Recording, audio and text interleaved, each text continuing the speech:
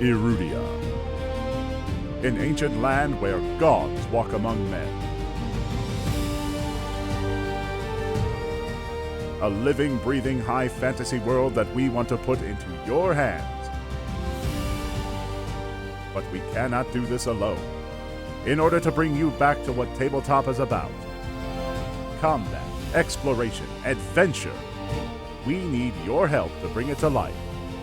By supporting us on Patreon, you can support this project and the cast of Moonskull, with our promise that we will answer to the only people that matter. You. Legend Seekers, your legend starts here. Forge your path. Shape your destiny.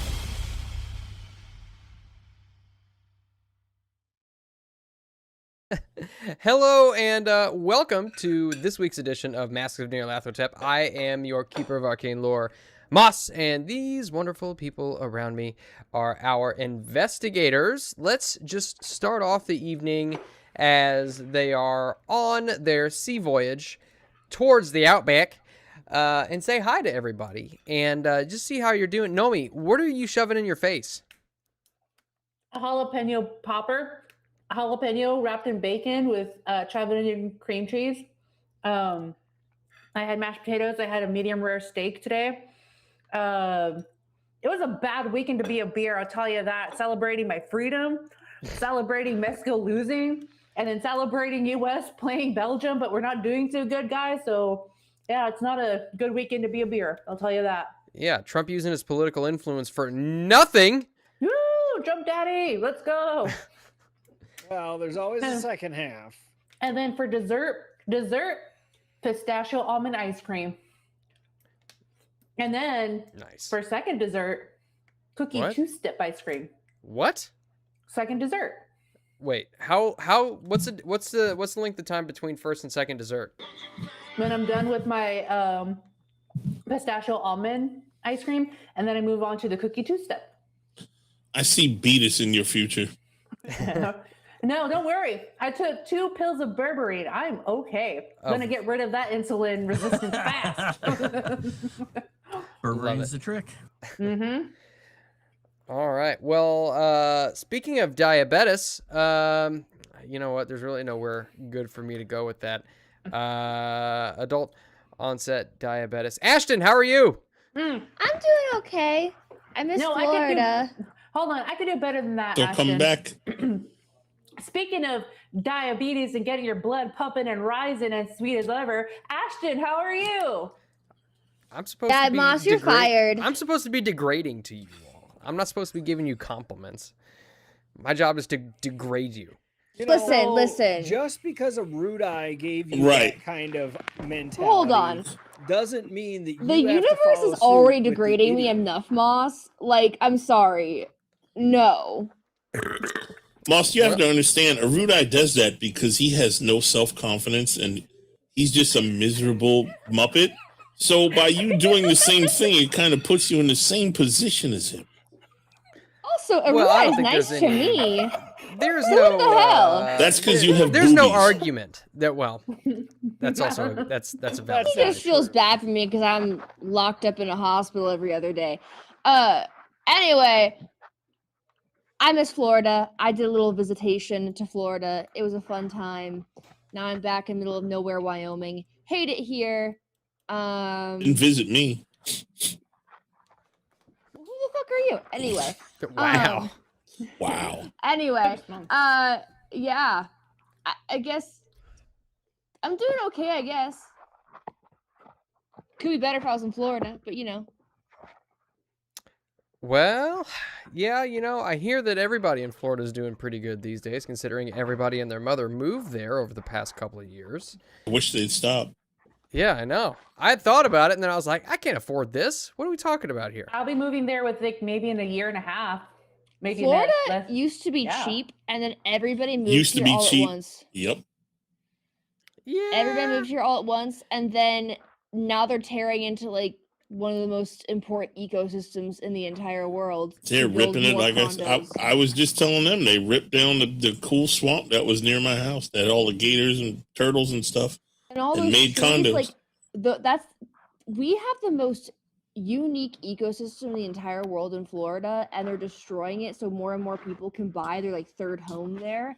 And I don't think people realize like how bad this is gonna get, because Florida is also not big enough to maintain the amount of people moving there. Like we're gonna have a lot of like, you think sinkholes are bad now in Florida? It's gonna get worse. Like with all of the If You know what's anything, I awesome? would be getting out of Florida now. The rest of because us how don't bad live it's gonna there, get. so we don't have to worry about the sinkholes. It's I great. sort of felt good because I'd stopped seeing turtles getting run over in the street, but that's because there's no more turtles because they keep taking away all I their honestly homes. think the amount of construction in Florida is going to lead to insane levels of sinkholes. So I would get the hell out of there as people are moving there, honestly. It's all gonna be flying cars soon anyway. It doesn't matter. Like Yeah. yeah, Any where are you day gonna put your now. house? Any day now. This, Flying you know what? houses? This is the great American spirit conquering the wilderness, and we're just living out the American dream by Now the wilderness ripping is gonna down swallow you up. by ripping down the swamps of Florida, and that's God's will because America has God's favor. But speaking of having God's Okay. favor, Dave, how are you? Yeah. I'm doing good. I had a good day today. So I'm ready to see what Australia brings for us. And yeah, that's it. That's all I got. I was gonna say Australia, but they got eliminated. But we're talking about the actual game. Okay. Yeah, we're talking 101 years ago. I'm trying to swing us back to actually focus on the thing at hand. This Yeah. whole investigating something rather than talking about the way the world is crumbling today and try and take us back to the 1920s when it was crumbling in a different way. Long story short, the world is always crumbling in some form or True. fashion. Yeah, Until he comes back. it's true. It's true. I But never left. speaking of someone Oh. who's constantly crumbling and falling away, Frost, how are you? Yeah, things fall apart. And I can't believe that people actually have second desserts. I don't even have first desserts ever. Word. could be Why why do you're you guys grumpy. have desserts? What the Are you hell? really living your life, Frost? Are you really living to your best sweet potential I of feel like- enjoying ice cream? Tabasco sriracha.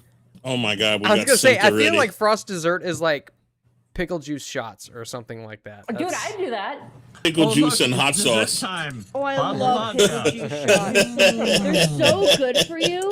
You know yeah, that so actually help you good. fight against like stomach cancers and stuff. Yeah. Is Stevia. drinking No. pickle juice. Dude, Yeah, yeah, I no, have I pickle love juice pickle in shots. the fridge. Oh, I love pickle juice. I love that Hot Cheetos came out with a dill pickle flavored. Yeah. Hot I haven't Cheetos. tried those. Are they good? They're alright. There's a dill pickle puffs or something. Or The cheese puffs, balls, there's the dill little pickle balls, flavored. yeah. And they're like spicy. They're not like as hot as a hot Cheeto or whatever. But yeah, you should try those sometime. I can't remember what they're called. I know what they I are. I'll have get any them. left. I was Yeah. wondering about those. They're Well- good. I mean, they're mostly hot.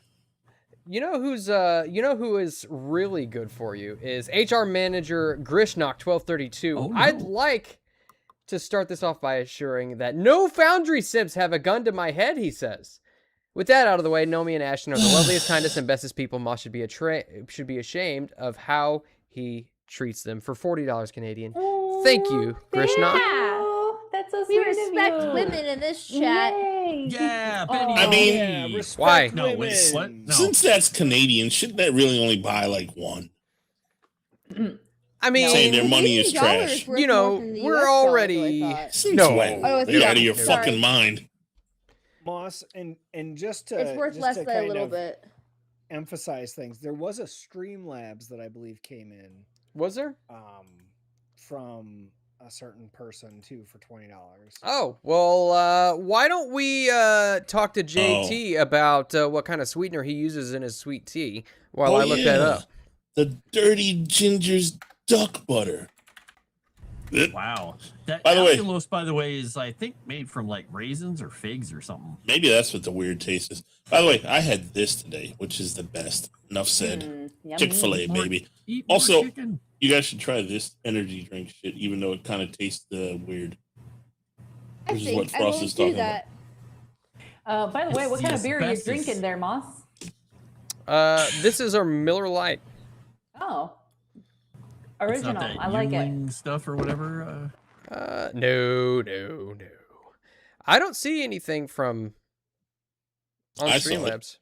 It's there, you just don't see it. Is it? Because it's in the chat. It came through in the chat on Mm. YouTube. I was able to get access to Yet the you still can't Streamlabs, find and it's not showing up on here. So You don't see the where- Dirty Ginger's duck butter in there? I don't even see it in the chat. Where did it come through in chat? It's Oh, right you above the other one. Well, two above. Oh, it's there it is. Dirty 816. Ginger's. Yeah, it's not showing up, man. We'll give it a few minutes and see if it shows up. Somebody show Moss how to do things. I am looking at the page. I can Oh, I see can HR show Moss manager a lot of Grishnox. things. But anyway, well, thank you guys Sorry, that for was being weird. here. We do want to give up while we I try to figure out why this chat is not showing up. Why don't we go ahead and give away some benefits, guys? You might have a couple that you may end up needing this evening. So we did get some fan art from both John Gordon and JT. Some great fan art of the one shot, one kill, thanks to Mr. Quincy Pepin. That didn't frustrate me at all. And some movie posters from JT. It's pretty wonderful. We've also got, let's see. You guys want to take a guess at how many likes we got last stream? Not enough. You would I be know. correct. Because I'm in the- 32. I'm in the chat, so I know. Ding, ding, ding. Dave with 32. You got it. And we did get 50 comments from last stream. Exactly 50. Gee, I wonder what's going on. It's almost as if somebody keeps going in there and commenting over and over and over until we get 50. Good job, And then Dave. stopping. Yes, thank you, Dave. I didn't even look. I I have- just knew. I honestly have not been doing that the last few weeks because I've been too busy or distracted. Mm. So somebody else must have taken over that job. Thank you, whoever it is. Good job, Nomi. Yeah. It was Nomi, right? Right? Totally Nomi? Probably Yeah, it was Nomi. Probably know me. Wait, hold You on. can What? type? No. She's like, what Say did I that do? I again. didn't do it. No, baby. What did I do? No. What did you do? What did Tell you me. do? Tell me. I good missed thing. it. Nope. Too late. You're too late. No, Should have been there. No. I am here, but I just saw We're going to that. give third dessert to somebody else, I guess. No. I want Wait a to minute. Yeah. Are you Yeah, are you should've telling been me there. Nomi wasn't paying attention? I don't believe it. Who'd have No. thunk it? Well, first of all, there's a game playing right now. Belgium just scored. I'm actually really. Nobody pissed. I'm gonna- cares about your third world kickball but you. I need Trump Daddy to make another phone call. Is what I'm saying. All right, I'm gonna be honest with you, Nomi. I'm on a delay, and I just saw the goal. So Yes. Yeah, that's why I'm like, if you see me so don't yelling. spoil it for me, as I'm on a delay. Wait, Dave, I thought you hated third world kickball too. Dave has culture, unlike you yes, guys. It's not a real How is sport, soccer a but third world same. country sport? Soccer is one of the oldest and most worldly known sport. Like, I'm not a soccer Screw fan, that, but like, that's not Guess true. what? but It to, is but because to other call it a companies have third no world sense of sport. self other than following soccer, and there's nothing good in their countries except playing soccer and their soccer teams. Well, they have nothing to root for, so they Spain- root for it. Hold on, I'm just but saying. then What he explain said. why all of these Western countries like soccer. Like, I'm not a soccer fan, but to call it a third world kickball is crazy work. Yeah, it is crazy. I love Like it. this Crazy game has- accurate. That's cricket. See, mean, I- But then why is enjoy- France? Why is England? Why do they all play? You. They're Have not you third seen world France? countries. I was gonna say, yeah, it's Couldn't France be ain't more looking too third good world right than now, baby. France. It's whew. They don't even have deodorant. 10 years, like Wow. 16 years ago, it was all white men. Now it's all black dudes. They're all from the South. Hey, you guys were picking on us for not putting all from the antiperspirant in South. certain areas. Those Yeah. guys don't even Yeah, use they it, don't even so- use Southern it. Europe. Yeah, you can call it from the Southern Europe. Dave. Oh, dear. They're from the South from Wow. somewhere. Where Is is there this a Mason-Dixon conversation line even over there? going? No clue. I don't know. We're talking No about benefits. I clue. don't know. Yeah, but speaking of benefits, bringing it full circle back, you guys each get 2 bonus dice. Yay! So congratulations. Use them wisely if you would.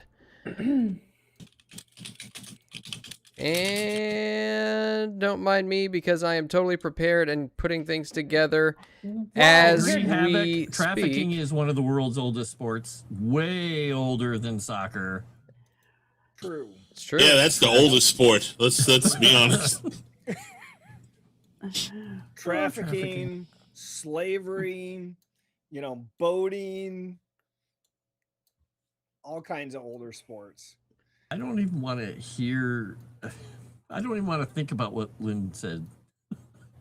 What'd Lynn say?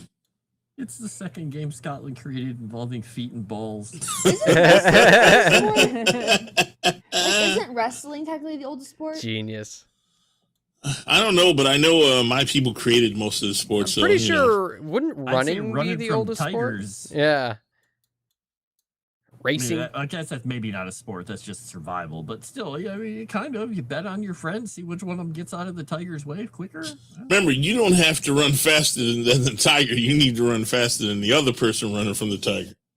And Chris Ant's got you in the Moonskull showrunner. Hey, there we go. The Dirty Ginger's Duck Butter for $20. Nomi, I understand that you are quite the foodie, is that right?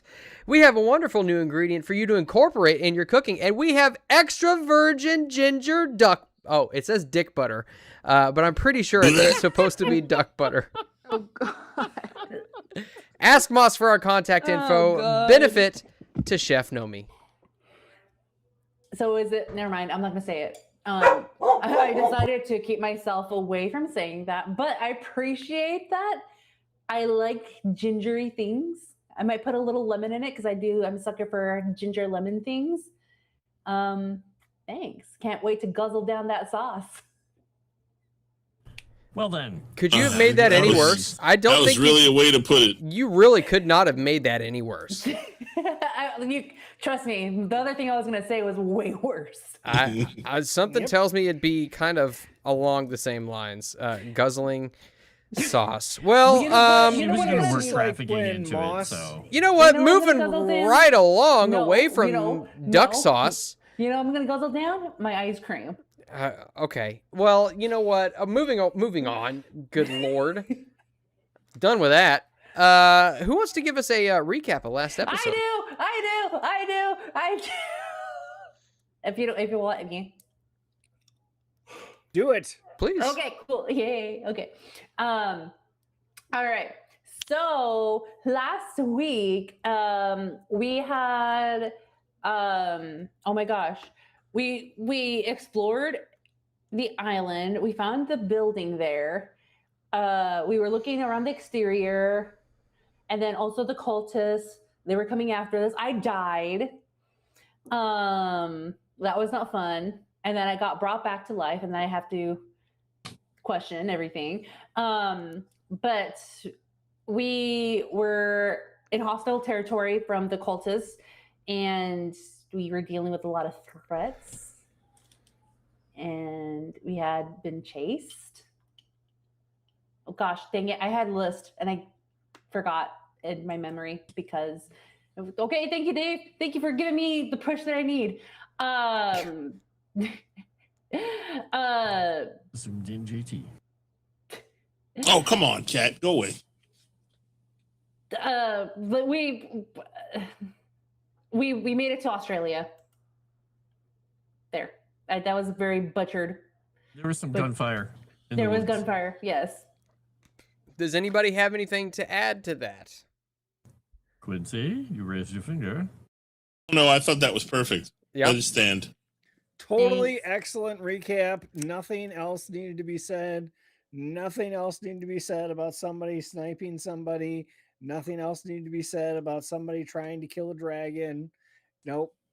Get up, No boy. worries there. Oh, that's right. I killed another dragon, didn't I? Mm-hmm. And driving really fast away in a car. Nope. Nope. Nothing like that. Just Daphne almost died in the woods. That's about it. And we escaped cultists. And we're on our way to Australia. That's it. I almost died totally. again. Mhm. You did die.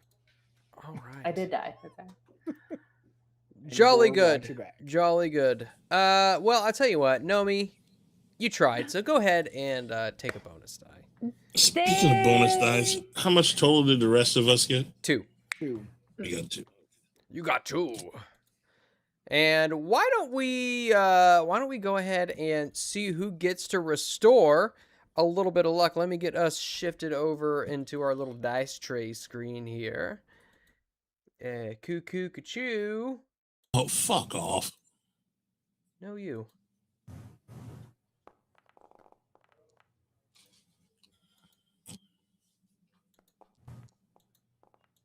I couldn't have done worse. So perfect. Woohoo! I'm in the double digits of luck again. Lucky. Oh, that's all right. Well, I spent need- 20 of them last time on that one roll. Okay, bear with me here. Boo, boo, boo. Yep, we're gonna wave at Egypt as we go by. That's Dang the it. simple aspect. I'm not waving. Don't make eye contact. Yeah, fuck that place. Yeah, why would you ever go to Egypt? Talk about third world kickball. Yeah, like these weird pointy buildings out in the desert. Yeah, pointless. Pointless, pointy buildings. All right, so I don't like that spider on the map. What the I'm worried now. it's only a little huntsman. No big deal. Yeah, that's it. All right, so who do we have here? Just put it in your guys' Daphne gets no luck back. Oscar gets luck back, and Quincy gets luck back. Dr. Gore does not get luck back. Ashton is not going to get luck back if she doesn't roll for it. It's stuck. It's stuck. It's stuck. It's It's always being mean stuck. to me. I think you're just not clicking on the right thing. I think you need to click I a little am. harder. I swear. It needs some duck butter. Go ahead, click on that little Yes, thing that is a there word. in the chat. Click on that thing in the chat. It's like I'm looking at the chat and it's not letting me click it. I clicked it 4 times. Jolly good. 22. Well, you don't get any Oh. luck back anyway. No big deal. No big deal. All is fine. All is well. Lag is insane right now. All right. Always blame the lag. Pro gamer move. All right. So you all are. Let me see if I can get a good old sound to come up here. I don't know. I don't think Sirenscape's wanting to work with me today. Please don't tell me that Sirenscape is going to be a you-know-what. Let me see. Bear with me, chat. Bear with me. Please make sure you pronounce all the H's in all words that way tonight, please. I will. I promise. What? Whip? Who? White. And then do it in an Australian accent on top of that. Yeah. What? All right.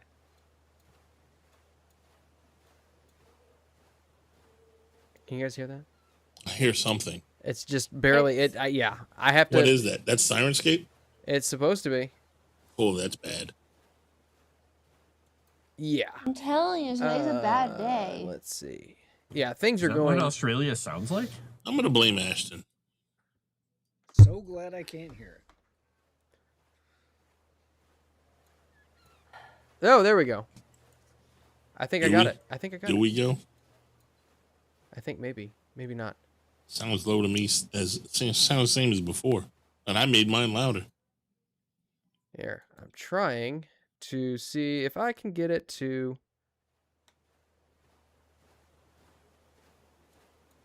Yeah, it's really not changing at all. Okay, well, lovely. So, you guys are in the middle of the Indian Ocean, making your way towards Australia. I know that you guys had some opportunities to do some reading of your occult tomes. You could do some of you did some learning of Arabic, I believe. Is that right? Yes. Meanwhile, it's basically just English and Australian people of high society, along with kind of the lower-born laborers who kind of sleep below decks that inhabit this ship for the long trek across the ocean.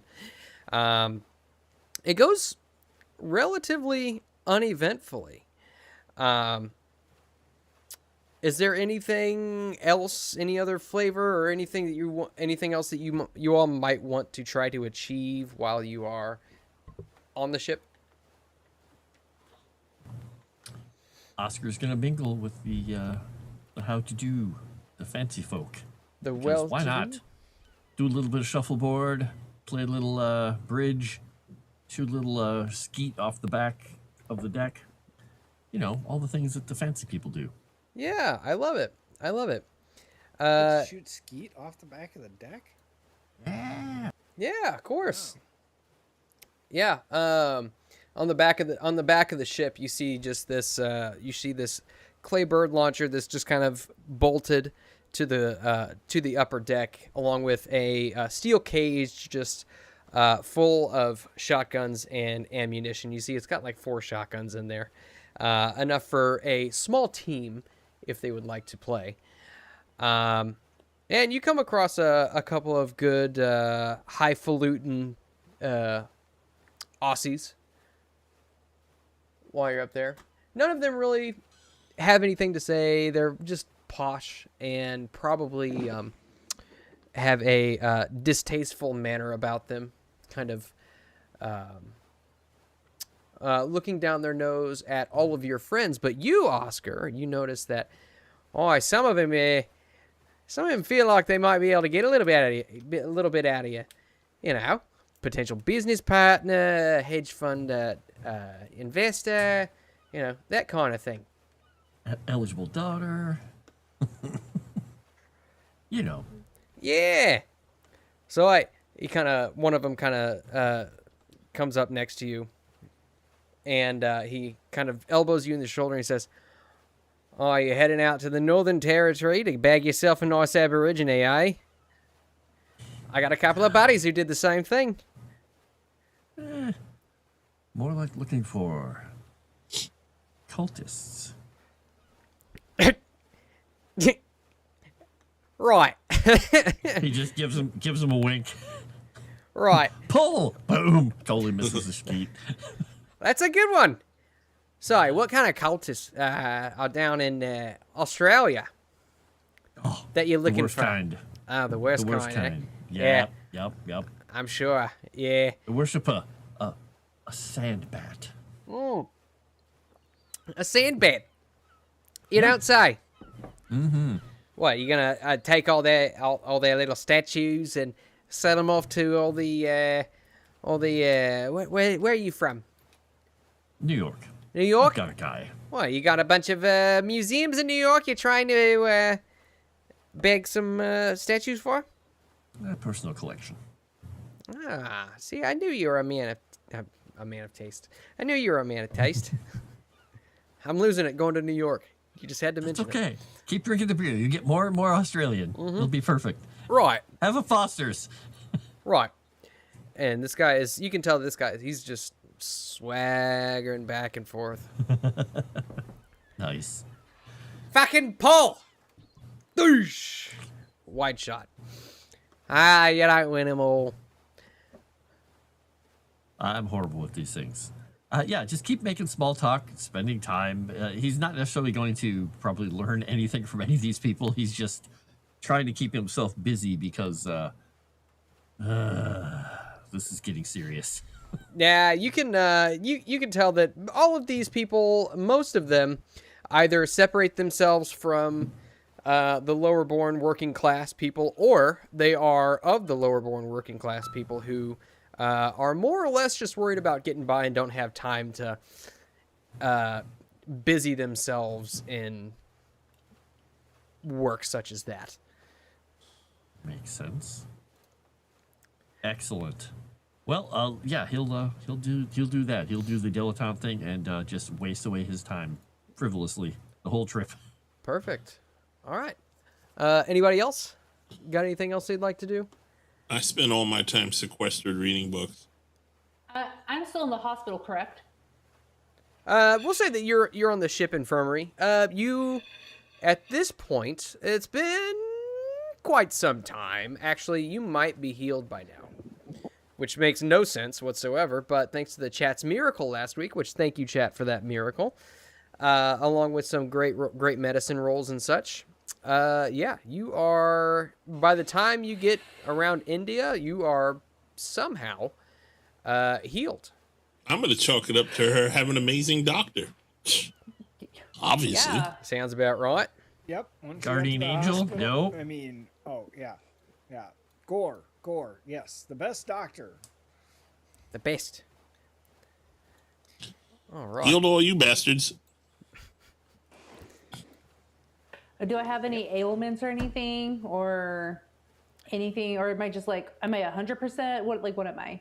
You're at 100%. Every once in a while, if you go outside on the deck, try to take a deep breath of the sea air, you smell the salt and the ocean water and everything. And if you take too deep a breath, you get a sharp pain in your lung, Okay. where you can feel where the rib pierced through it previously. But other than that, you don't really have any sort of physical impediments or anything like that. You were just squished a little bit. Cool. All right. I like being squished a little bit. I'm sure you do. And so, after a while of Uncomfortable. unknown nautical miles at sea, you all eventually begin to see a sprawling metropolis in the distance. Home to over 900,000 Australians. You see Sydney and its large harbor with all of its different steamer ships just moving to and fro, fisher boats coming in with the day's catch, and all kinds of factory work being done on the skyline, the black smoke of industry just rising up in the air. be able to be seen for miles and miles around. As you all pull into port, you all are able to disembark. I would have everybody right quick give me a luck roll. I'm not good at those, so Let's see if I actually. 12 hours later. yes. I It's fumbled. I being love so it. laggy. Ooh, that was a you good guys, one. I'm sorry. It's okay. Holy shit, I I'm hate amazing. Wyoming. It's okay. I fumbled, so I'll take the spotlight off you. Okay. Why are you copying me there, Gladys Butts? Okay. Let me. I'm gonna take a look at something. Got right the same quick. fucking roll. Number. So bear. She had 72 with luck. me. Yeah, I did it with 29. Beep, beep, beep, beep, I'm beep. amazing. Okay. So. I have 12 luck. Jeez, Ah. that's right. You spent a ton last game. Didn't you? That's why I said I'm happy I got into 2 digits. Yeah. So, after a while, you all are kind of standing there on the port. Let me see. By the way, didn't I get a bunch of cool books and paperwork from that place that we need to go through at some point? Oh, that's right. Well, you picked up. You did pick up quite a bit, didn't you? Did you not Yeah. go? Did we not go through it when you were in there? I don't think we did, no. No, because I've got the Arabic book and the Hebrew scroll, but I don't think I have them on my sheet. Okay. Okay. All right. So, we can say that as you all are kind of standing on the pier, waiting for your luggage, you see that a porter comes out and stands in front of you, Oscar, and says, "Right, so we did a random check of your luggage and found that there was some unauthorized weapons there, and so we had to confiscate them. And as such, we have gone and we, as is, well, unfortunately, the regulations with that caliber of semi-automatic pistol, we had to search the rest of your companions' luggage as well. And unfortunately, we were unable to, allow much of the contraband, as it is being considered now, in the form of weaponry on the port. At least until you all can get the proper permits for them. Sir, and I will produce the permits that I acquired from my hunting license for the various guns, as I said before when we were in England. So I will produce those permits to verify our weaponry as hunting equipment. Oh, right. So he pulls it out and looks at you all. Right. Kind of rolls it up. Wait here. And he scurries off into what looks to be an outbuilding where, from which the rest of your luggage is currently being brought. After a while, a bit of a much smaller guy comes out. He says, "All right, you can come right this way. We'll get your stuff back to you." All right, thank you. And you all are able to get your weapons back, except thanks to that fumble, because a fumble has to be punished. Unfortunately, Mr. Nash, it seems as though your pistol has been misplaced. Well, I'm sure I can find something when we go out hunting for later. That's totally fine. He's gonna pass him. Do they use? I don't actually know. Do they use pounds here, or are they using They're Australia dollars? they are- kangaroos. Australian.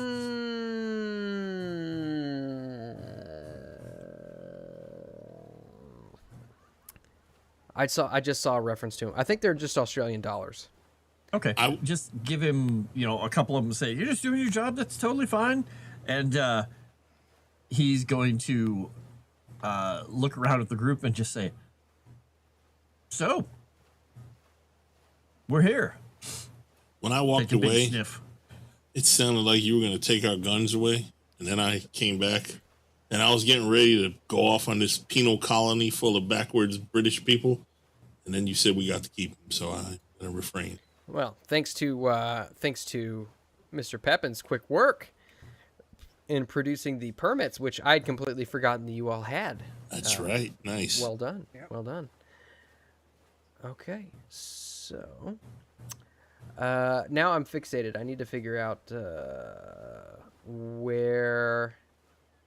I need to figure out what kind of money they use. I'm pretty sure it's dollars, but let me see. By the way, can you take all this craziness off me, or whichever ones you can? Because I'm still got You crazy can on all me click from on last those, I time. think. Zooming in. Oh, and there goes the zoom in again for God knows why. It's zooming in on the chicken fillet, I think, or the.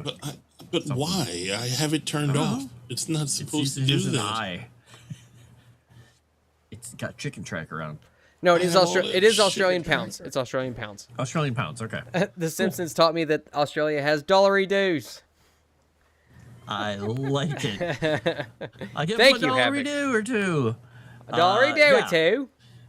And then just say, well, to the hotel. I have no idea what place we booked, but we booked a nice place, or we booked a whatever place they can afford, we and I got a room arranged- at the same place. We'll call it Yeah, we the. arranged everything with what's his name back in New York to get us out. Yeah, as you we got. came here. You all got a And- room at a wonderful hotel right near the port called the Victorian. I believe we arranged Nice. a car as well. All right. We'll say that you're able to make the proper contacts and the car is delivered to you, or delivered to the hotel.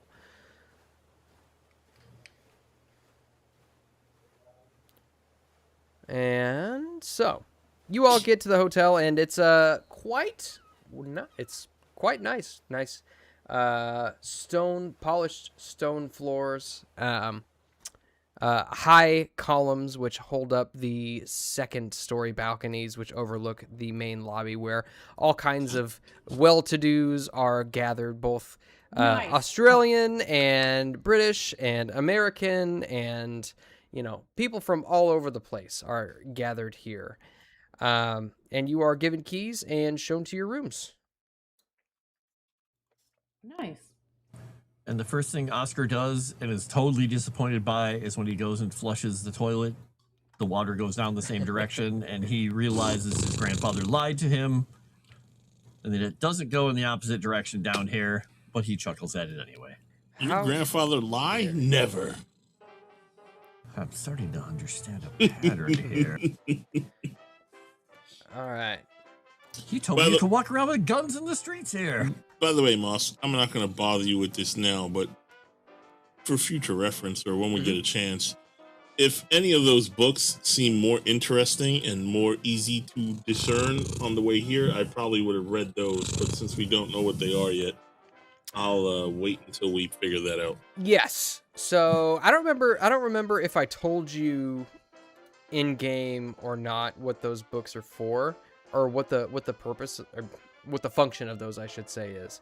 Well, some of those sounded like they might have had some good information in them, so. But Yes. we waited, so I didn't bother. Mm-hmm. So you find you do have a tome written in Arabic entitled Ogniat Min al Jinn. I got gnats, and I don't know where the hell they came from. I think that was the one Frost got, right? That's why we were learning Arabic or something. Gnats usually come from the sink. Yeah, well, I know exactly what it's from, but That pile of bananas in the corner. I've taken care of it, and yet here they are. Let's see.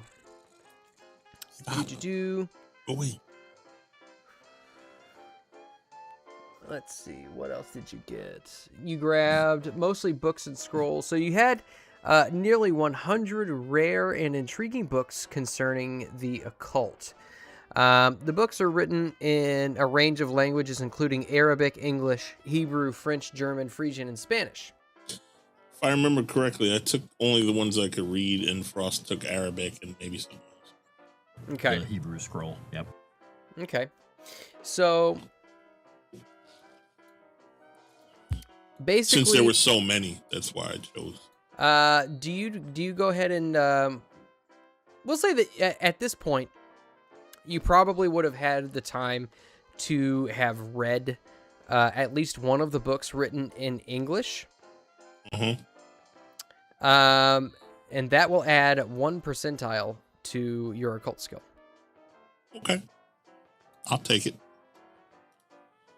Do, do, do, do, do. Do, do, do, do. Ah, wrong button. Shit. Okay. I get one more and we're at 69, buddy. Ayo. And then was there anything else that you had taken from that basement that we need to go over? I forget. I don't remember. But I know we took anything that looked cool and magical. All right. Let's see. Most of the stuff that you found, you did find those 2 vials, which Oscar promptly destroyed. Wasn't there something with those vials that we took, like a skull or something? No. I forget. There were disease-looking spiny plants that were kind of next to him, but you didn't touch those. No. Yeah, you didn't touch those. Let's see. There really wasn't much else. I that felt like was there were a down couple of under there. items we took, There but was, maybe I'm wrong. I'll there have was- to rewatch it. Well, there was statuary, and if you, I'm pretty sure all you took was the books and Books. scrolls. Mm. But there was some statuary down there that I don't know if you had the time to actually go over. Probably not. But everything else, you do remember having seen places where you would surmise that occult items would be kept, like the bust that was in Gavigan's room. I don't think I messed with anything in that room. Did you, Frost? We looked at the bust, and that was supposedly where you said a headdress was supposed to be, and there was no headdress. Right. And the bust I thought was too big for us to actually take. By the way, when It's Quincy large. one-shotted that dickhead, did he have the headdress on? I think somebody did, or she did. Because she took it off him and put it on her, right? When after he shot him. I mean, your characters wouldn't know that because that was kind of a Yeah, fourth that was wall outside breaking of little our scene. scope. But yes, Right, all right, we don't know that, he yeah. was wearing a headdress. Right. I I mean, shot we it don't know with it, the but headdress, I'm right? saying you told us it happened, so I mean there was a headdress involved. Mm-hmm. And you, they're also just for player knowledge and not necessarily for character knowledge, but he was also holding 2 scepters. Yes. I think you said he saw that. That we didn't see it. I don't think. But Yeah, and I he think had when he a shot him, cool he saw robe, it. unlike all the other Yeah. people. Mm-hmm. All right, so let me get you over because I went ahead and threw together another scene here, an investigation board, so to speak. Oh, And it's just got a couple of little things on there that might be pertinent to what you know so far in Australia. And let me get us over to the game screen so chat can see what you're looking at here. Okay. Oh, that was the thing we missed. That's right, the Cult of Darkness thing. Darkness. Yeah. Which that, honestly, that was more in reference to Dr. Anthony Cowles. Basically just to show that Jackson Elias was taking interest in what he was doing. But you do And recall... Go ahead. Cowles is still in New York, right? He is, but he did tell you that his colleague David Dodge was more or less house sitting for him. Oh, jeez. and he had offered to make an informal introduction for you all, should you decide to head down that way. And that's down where? That is, I don't know if I told you, but we'll say that he would have given you the address. He lives at, he lives in Camperdown, one of Sydney's inner suburbs, and within walking distance of the Australia University campus. Got it. So it's nowhere near Darwin, Australia. Nope.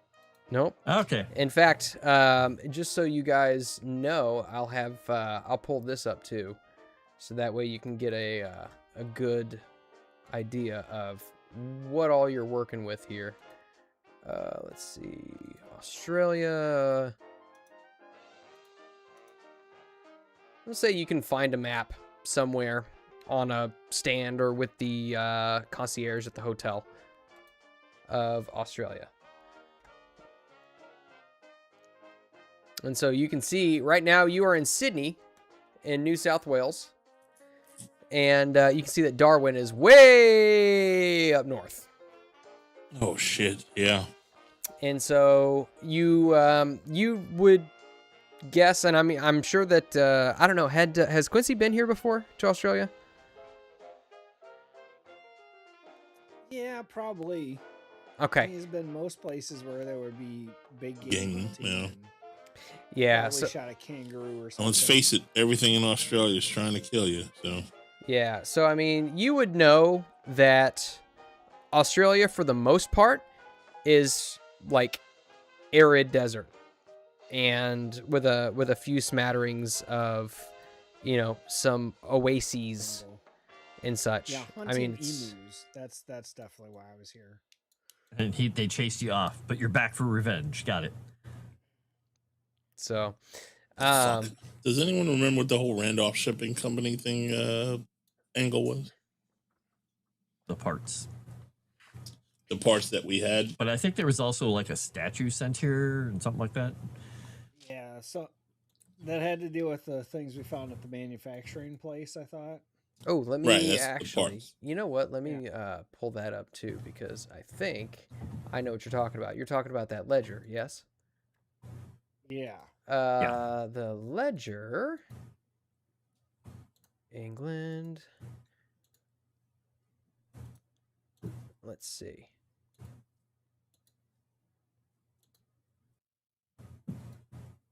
So, the ledger shows fabricated materials and parts, prototypes to the Pale Viper, care of Hofeng, import and export in Shanghai. You see incoming deliveries to Derby, to Hinson Manufacturing, ancient machine parts, care of Huston, Australia. Delivered to Hinson Manufacturing, Derby. So that was a delivery from Australia. Basically, you can guess that really the only thing from Australia was outgoing. There wasn't really much of anything coming to Australia. So they were probably found here, or they found them here and had them shipped back, whatever these things. But this is where we did hear about the idea of the sand bat and Wait a minute. stuff like that, right? Yes. This one says 24-inch something something Father of Serpents solid gold to Houston Randolph Shipping Company in Darwin, Australia. Yeah, that was the thing I said about a statue or something, and I was like, I don't know if it's important, but Let me see. Well, the Father of Serpents might be important because that's the thing who fought the bats, or was that the bat itself? Because it said something about serpent with wings, bat wings. you're way too occult. I think let's talk real here now for a second. Oh, Oh, now you sound like that crazy, two Houston, that crazy care of guy. Randolph Shipping Who Company. was Okay. it? Jimmy. Yeah, you're right. I apologize. Yep, Yeah, I gotta didn't watch see out that for part. Jimmy. Yep. So there was some incoming statuary that was coming to Australia. You're right. Yeah. Could be important. Could be. And it's in Darwin. where we need to go anyway, right? Eventually. But so this guy that we were talking about that you said David Dodge was house sitting, he's house sitting for the Cowls. professor, right? Professor Cowles? Okay. Correct. Yeah. And That's he had in Sydney, so that would be the closest one. It's in it's in the suburb, but yeah. he had mentioned something about a journal. What years were the Emu Wars? Did that happen yet, or does that happen way later? Ooh, that's a good question. That'll tell us later. 1932. Oh, okay, that's before our time, or after our time, rather. So what we should do while we're here is make sure as many emus get born as possible to make sure that happens. He changed his name, or he has a brother. Cousin. All right, I went ahead and added that ledger to the investigation. Thunder board from there, if down you can see under, it. butter. Black Mamba. Yeah. Kobe Bryant. Okay. So, what would you all like to do?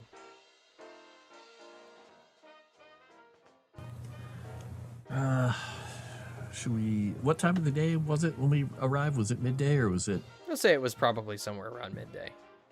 Okay. Well, what do you say we get ourselves situated, get our rooms, get everything done, sample some fine cuisine, and then talk to this David Dodge person in the morning? Let's go get some emu and kangaroo steaks. Maybe they have a bloomin' onion. Well, I heard about this Vegemite. We should probably give that a try. It's a delicacy, I've been told. Yeah. Is it meat? You want to Then no. stay away from that. Is Vegemite just a from thing yet? experience. It's probably always been a thing over there. 1922 by the Fred Walker Company. There you go. Oh, it's very new then. This new Australian delicacy. Man, have you heard about this thing called Vegemite? Vegemite. It's I'm not sure. It's got they say it's got No, B I vitamins, mean, but I'm not sure what that is. 1923. How bad that whatever that noise was hurt your ears for us. I knew it. Wasn't me. Just, 1923. something scratching and rolling along the metal fabric of, the strings of my ears.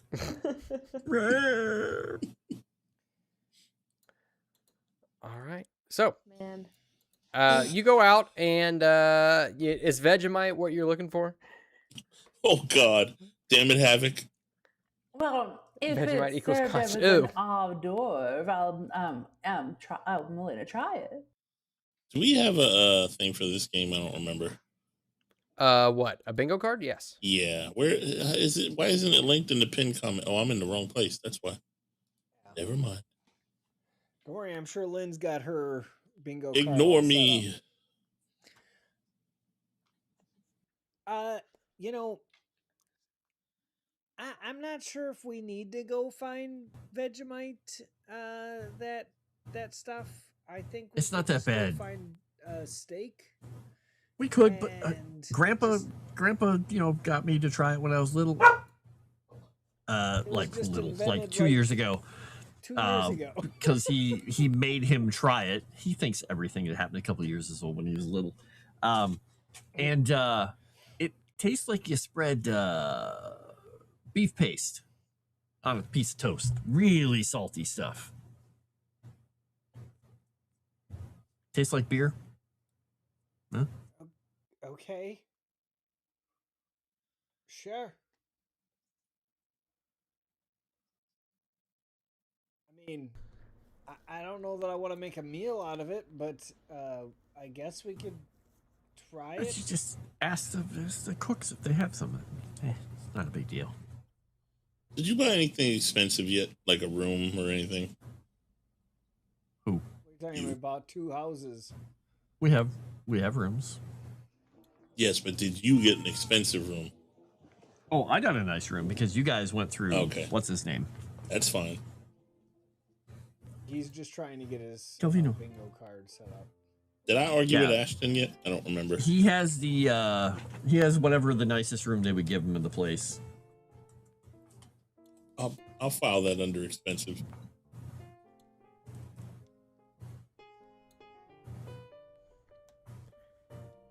Okay. Coming up, Come on. There is a fine dining establishment in the bottom or on the ground floor of the hotel if you all wanted to do that. Otherwise, you can go about Sydney, just kind of perusing about. You can see that. I mean, it's got all of the modern amenities that a 1925 era metropolis would have: electric trams, taxi cabs. Basically, I mean, it's just basically a mini London, but from inside, it hardly looks miniature. It's a very bustling city. Mini London, I'm huh? fine staying in here. I was so happy to leave that place. Now I get a smaller, hotter version of it. Wonderful. The dry heat. So Feels like home. I'm fine for staying in the fine dining establishment here, unless somebody wants to find the local flavor. Nope. Oh, Dining Vegemite. sounds good. You can traffic some Vegemite out of the country if you really want to try it. Good luck. Oh, I mean. Whee.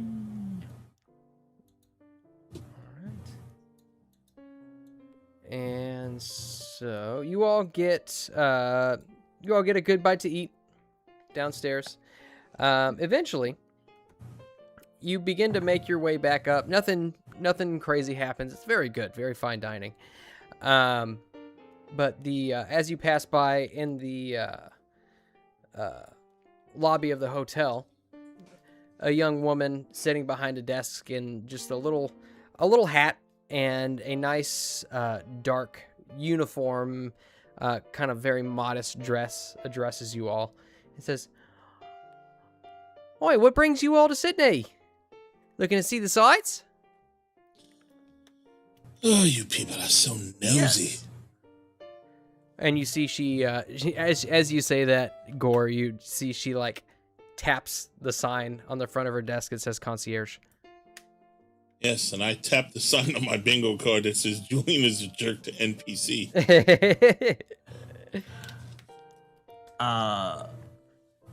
He's just gonna say, ignore him. He doesn't like traveling. Yeah, just we're here to see the sights, meet a few friends, see what your wonderful country has to offer. And, Right. Maybe we can she go wants on a Vegemite. safari. Do you have any arrangements for safaris that maybe like cross country or continent, if you will, Yeah. that might take us up towards Derby or Darwin or what's the other city on the west coast? You mean pull that map back up? No, I'm really just Oh. saying that. I don't want to know that city. I'm just identifying maybe another city over there on the west coast. All right. Well, if you're looking for Perth, your best bet would be the railroads going around. That most of the railroads just kind of skirt around the edge of Australia. Otherwise, you could take a steamer ship. If you've got the scratch for it, you could arrange a flight. But the planes that are available at this point are pretty small. Nothing so commercial as you might find in, say, America or England. Hello.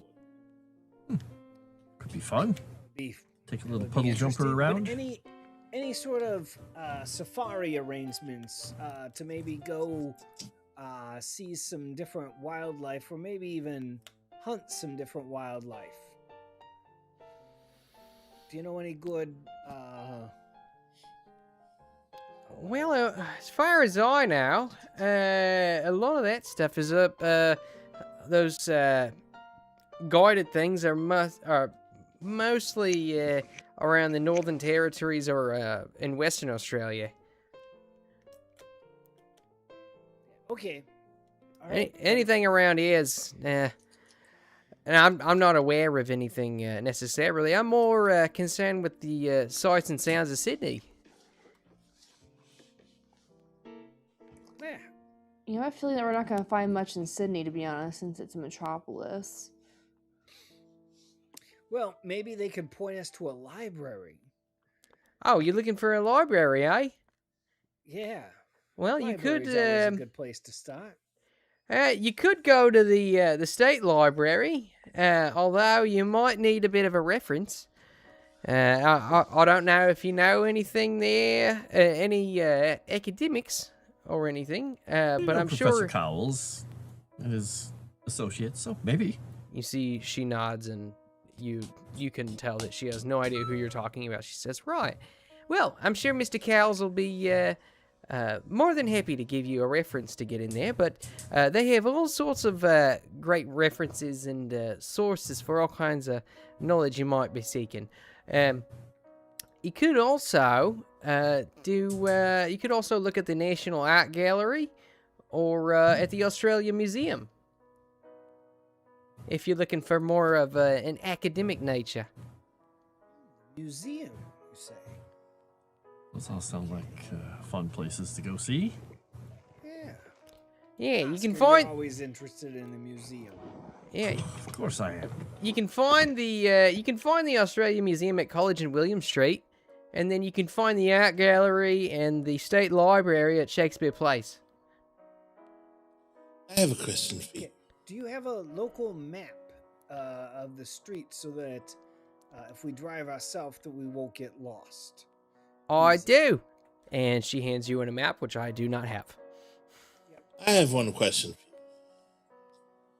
What is it that caused you people to speak so strange? Strangely, well, Yeah, they by speak my like dogs. estimation, Rusty just kind of pipes up. By my estimation, you all are the ones speaking strange. Oh, no. You clearly speak a dialect of English from, say, London, but you have a strange inflection in it that you all seem to have adopted here. It's very strange. Well, I've been speaking like Did this you my not whole life. notice- Did you not notice when you were in London how even different people from different parts of London and different parts of England sounded different? I mean, Yes, but this is a just really, another- really strange one. Right, have you Oh, heard man, someone the from Welsh Manchester? dresses- Oh, right, I'm from Manchester. You know, they all I kind of didn't sound like that. I didn't say they didn't talk funny, but it's there's a different kind of twang to it. What started that? What do you think about this, Daphne? You're Ooh, muted. I get to put that on my card. Muted. Realized that I was on mute. Appreciate it. Well, I like to. I wanted her to say get her that- accent out. Well, I will say their accent's quite unique, and I must say it's making me weak in the knees. Really now? Well, I'd say yours is quite charming too. Well, you see, I'm from the South, and us Southern women have what you would call class versus the other mongrels I tend to run with. Right, I don't think you're as far south as I am. Oh, that for I don't doubt that for one bit. You as south as can get. Right. But y'all, the only thing Except only the thing ice that wall. I was just to say the only thing that you're lacking is some sweet Georgia peach tea. Oh, I knew that was coming. Wait, a sweet Georgia peach taste. Mm-hmm. I'm as sweet as Georgia peach. You got a but Georgia we- peach I can taste? Oh, jeez. This is. Whoa! Whoa! Wait a minute, we're talking to a woman, right? Yeah. You see, she's just like, she's like genuinely like concerned. You know, it's illegal to bring fruit on shore. Oh. Well, I know, sugar pie. That's why they remain in Georgia, where I'm from. Right. All right. Maybe one of these days, if you make your way to the States, you can have a taste of a sweet Georgia peach. Oh, jeez. Maybe I will. I would like to roll to see if I'm disgusted enough to throw up or not throw up. Roll a Constitution. All right, and I will use a bonus die with that because reasons. That's just a beautiful conversation between a middle-aged woman and a young, hot, attractive.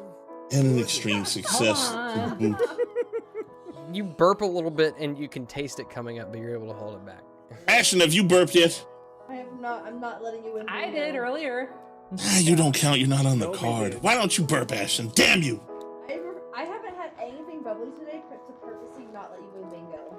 Why won't you want me to win bingo, Ashton? I'm also You not want gonna Lynn argue to with win you either. bingo. But Lynn won last time. It's my turn. You Is that- always want the Greens to win. Does that count as an argument with Ashton, by the way? Sure, why not? Well, then that's bingo. Thank you. All right, carry on. Oh, thanks for helping me, Ashton. I appreciate it. Just for Thank you bingo. all. All right. I'm So, just not gonna talk to JT next time. He's Oh, you love me. Don't even the go there. the concierge turns back to you, Oscar, since you were kind of heading it, and says, "Well, is there anything else you might need information about? Good restaurants, perhaps a picture show theater." Picture show would be very interesting, but also thinking about eating here. Oh, right. We do have the finest dining in Sydney here, right here at the Victoria. Excellent. But then, yeah, I'd like information on the picture shows. See what's out there. Yeah, you can. It's just down the street there. If you head down just a couple of blocks, you can find the New South Wales Cinema. All the finest films coming out of what do you call it? Hollywood.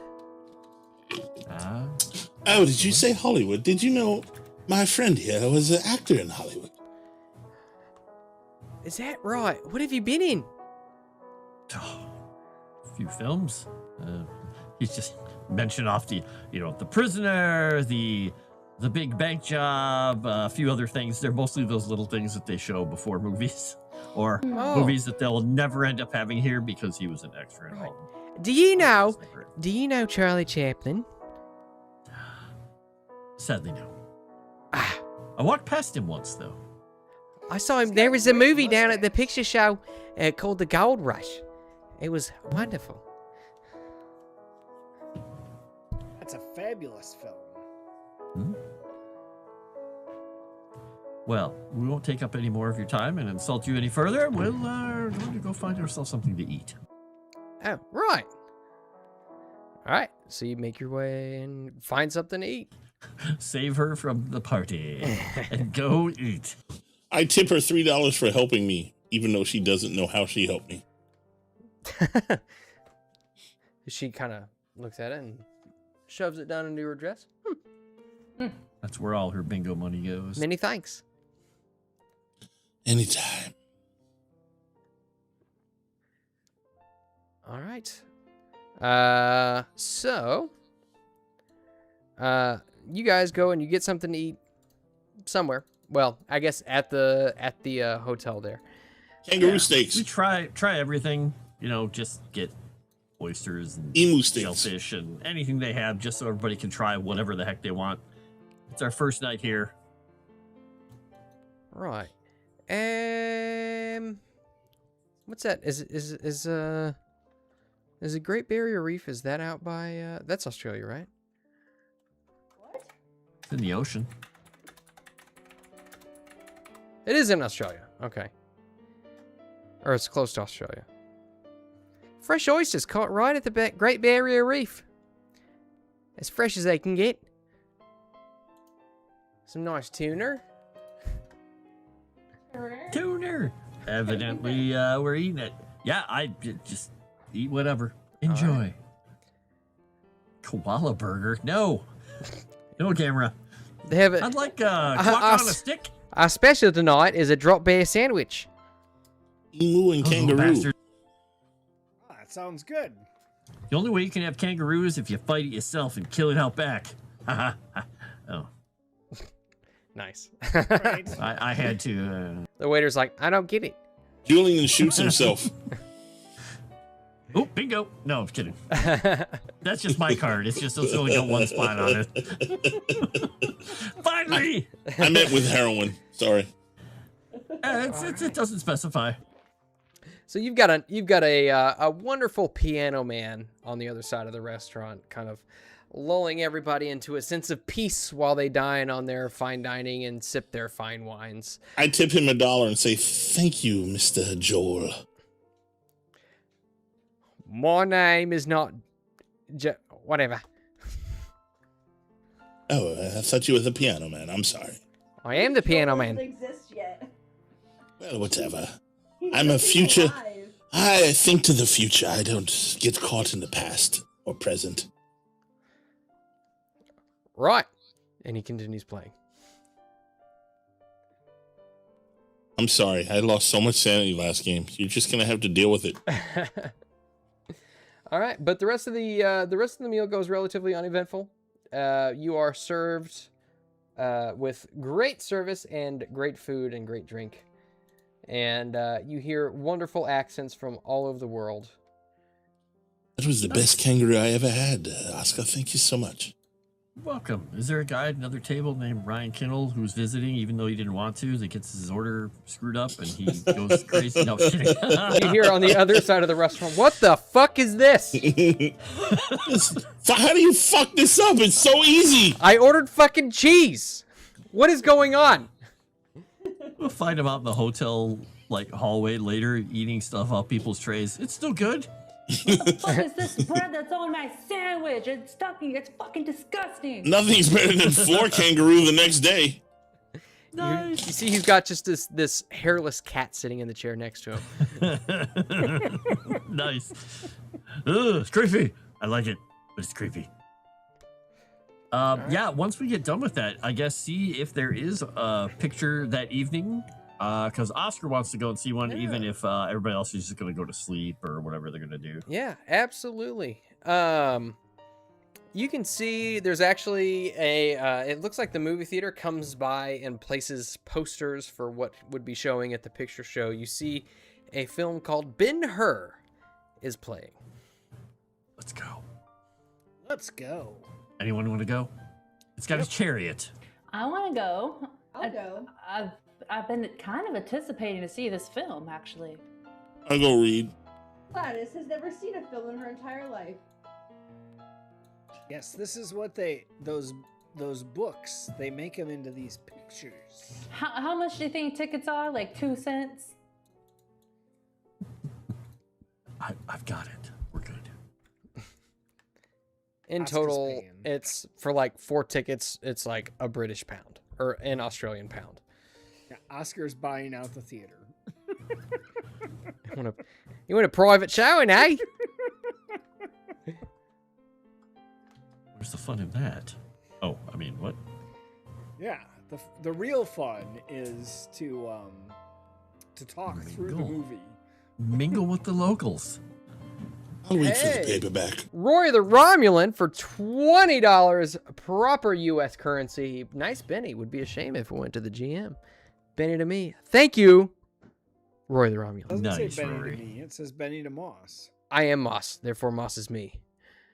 Said it would be a shame if it went to you. It didn't say it went to you. It says Benny to Moss in parentheses. Yeah, but it doesn't say Benny to me. That's a suggestion. No, it says Benny to me. No. Who's on no, first? not to me. What's on second? I don't know. Who's on third? That's right. I don't give a damn. Classic. One Is of Abbott these and days we're Costello? gonna get a shrimp like Moss That on a is, Barbie. that's from Gone with the Wind. Frankly, my dear, I don't give a damn. It's more Laurel and Hardy time, man. Let's see. Abbott and Costello. Oh, that was the 40s.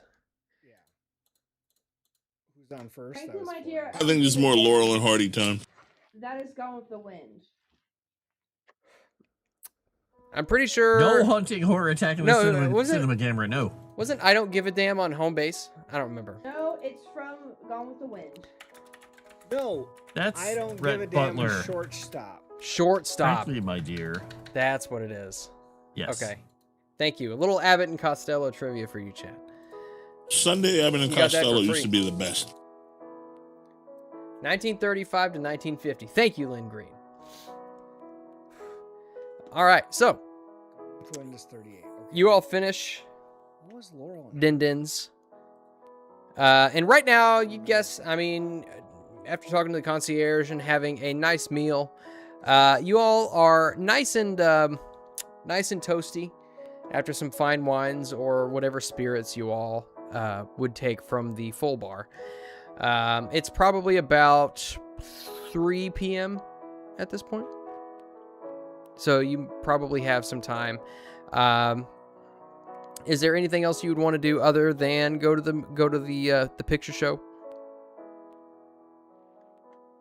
Take a little walk after dinner, but that's about it. Yeah, just trying to wind down before the place. And actually, we'll call up David Dodge, to let him know that we're interested in coming to visit tomorrow. All right, you hear all right, how can I help you, operator? David Dodge, please, at the Cowles residence. You hear a couple pages turning. Oh, yes, Professor Anthony Cowles. Yeah, hold please. Hello?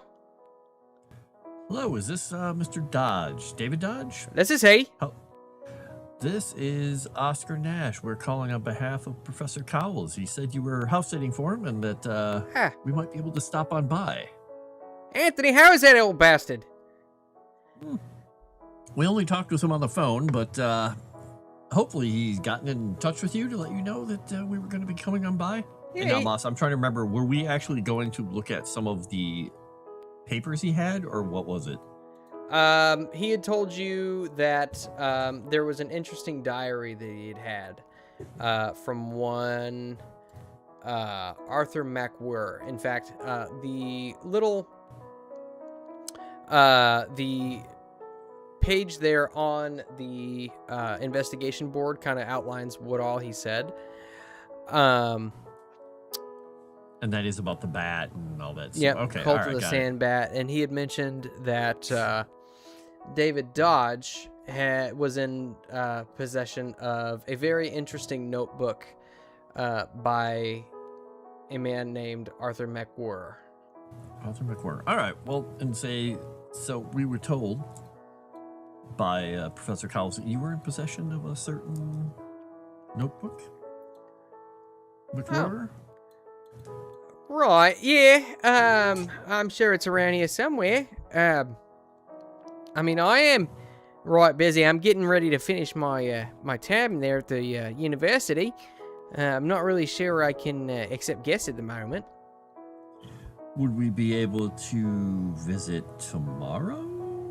We're very interested in reading this, going through it, perusing it. Give me a persuade roll. And take a bonus die because you mentioned Professor Cowles. Sweet. And I'm going to use one of my bonus dice because I've got 2 to use. So why not use them on something cool? Might as well. Let's do it. Nice. Good thing I did. Had success. All right. Yeah, I suppose you can come on over. I'll see if I can dig out that that diary, and you can give it a once over. That would be amazing. If there's anything we can do for you in exchange, let us know. If you can find a good bottle of whiskey, I'll take that. Done. Righto. So when we're out tonight, Oscar is going to buy a case of whiskey from somewhere. Oi, you're gonna clean us out! But you're able to get a case of whiskey, no problem. You're gonna have to drink the bitters. I'm sorry. Kangaroo piss, whatever it is, I don't know. All right. So you go out and get a case of whiskey. You see Ben-Hur, wonderful film, masterpiece of cinema. At least to the best of your knowledge, because some of you may not have seen a picture show before, Gladys. But is there anything else that you all would like to do for the rest of the night? Oscar has put forth a whole bunch of craziness. You guys, whatever. No. At some point, I should probably find out about getting a replacement weapon if I can, but I'm not too concerned with that. You're all armed. I would like to probably take a little nap after the picture show because I'm still hard a little breathe, especially when I'm taking in deep breaths from the salt air. I do like Oscar's idea of getting new weapons though, because we don't have weapons anymore. No, you do. The rest of you No, got we him have back. It's just weapons. that Oscar lost his. Mine was lost in the shuffle. Somebody probably liked the pearl handles. Mm-hmm. You know, mother pearl, but you know, still. After Daphne says she's having trouble, you know, breathing and stuff, and he's like, "Oh," takes out his cigarette case, opens it up. These help. You know what? 9 out of It's 10 been- doctors recommend. It's been a hot minute since I've last had one. I'll take one. Thank you kindly. Yep. Light it for her. Close it up. Hope she doesn't cough enough to hurt her ribs. Because cigarettes are really good for you. It hurts a little bit around my chest, but it's You'll start to get dizzy soon. It'll be fine. All right. So, do you just want to fast forward to you guys going to Camperdown to see Mr. Dodge? Yeah, because we got a car of some sort sitting here. I guess we'll just make sure it's functioning in the morning and head to Camperdown with a case of whiskey for the young academic. All right. So, you all, let me see. Is there a thing? There is not. So I'm gonna keep the same track playing because piano's good. So you all make your way to Dr. Cow's home. In the distance, you can see the Australian University in the distance just down the street. You knock on the door, and eventually kind of a middle-aged man answers the door. You see he is well kept, medium build, medium height, pretty average, but you see he does have a bit of a tan, very dark complected, especially for what would have been an Englishman, now an Aussie. And his forearms are quite freckled. You get a good look at him, and you see he's Definitely been got out. quite a kind face. Grillos. He greets you all and says, "Oh, right. You must be Oscar. I talked to you on the phone yesterday." You did. He's holding the wooden case with the 12 bottles of whiskey or 9 bottles or whatever, and he's like, "I come bearing gifts." You see he reaches out and grabs it. He's got sleeves rolled up on a button-down shirt, but as he grabs it, you notice that as he grabs it, his arms just kind of tense up, and he is quite the formidable man. As he hoists this crate of whiskey and sets it down by the door. "Oh, you didn't have to do that. I just asked for a bottle." If something's worth doing, it's worth doing well. "Right. Well, I mean, I suppose that warrants a visit. Come on in." Thank you. I'd like to introduce you to everyone.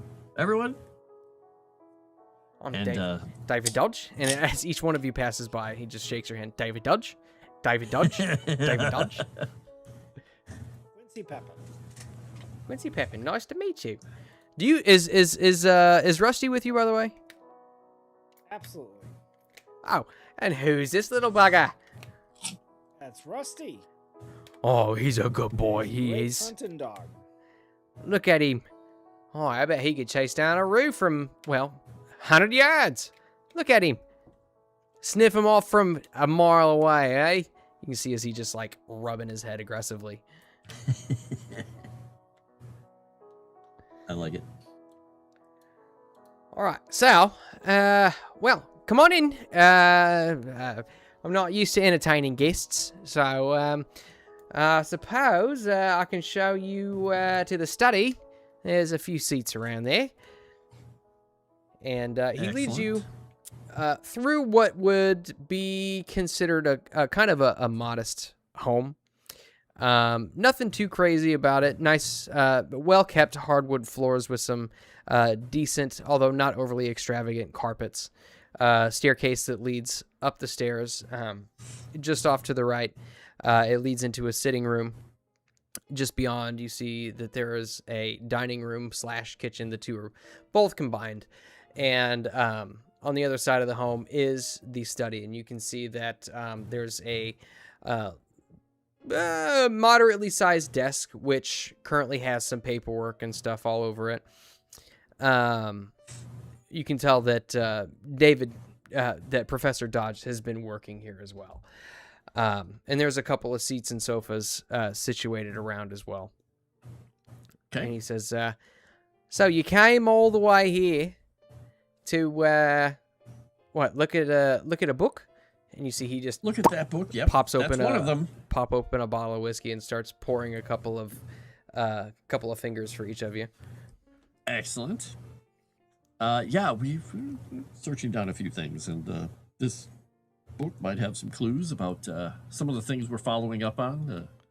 The whole sandbat and rainbow snake and a few other things that our friend was following up on. Right. Well, tell me, how did you come to know Anthony? Did you go and see one of his lectures? We missed it by that much, but we were sent on his way, or sent on the trail of him and some others by our friend Jackson Elias, dearly departed. Oh, I'm sorry to hear that. Yeah. Right. Well, unfortunately, Anthony wasn't too forthcoming to me about the substance of his lectures.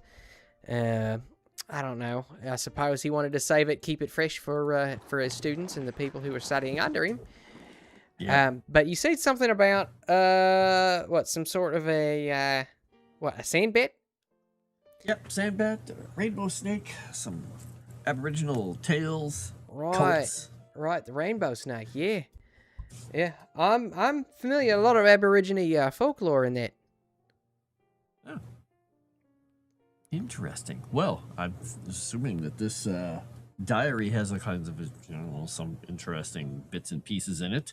Start just kind of leafing through it, and then kind of say, interesting, and then kind of slide it over to one of our more learned library folk, and then look at the rest of the room and just start asking him other questions about cults while we drink whiskey and let them read the book. Yeah. Do you know And anything about the Black Pharaoh by any chance? nah, I'm not really Black Pharaoh. That sounds Egyptian. I specialize more in Aborigine culture and folklore and things of that nature. Well, Pharaoh, I mean, is obviously a word that means king. So, I mean, there could be like a black king or something maybe that is associated with this that kind of transitions over. No, I can't say that it rings a bell. Unfortunately, although it's not something I would be opposed to looking into. Do the Aborigine cultures tend to have kings or just like tribal chiefs or maybe what's kind of their leadership struggle or structure and is there a leadership structure that goes beyond just the small tribes themselves? Well, anymore, the Aborigines are in. Unfortunately, a lot of them, they're in sort of communities that are more or less organized by the Presbyterian Church. I'm losing my accent. Drink more. A lot of them were more or less civilized into the Presbyterian Church. Some of the other ones, though, they might have some more of a shamanistic type of hierarchy.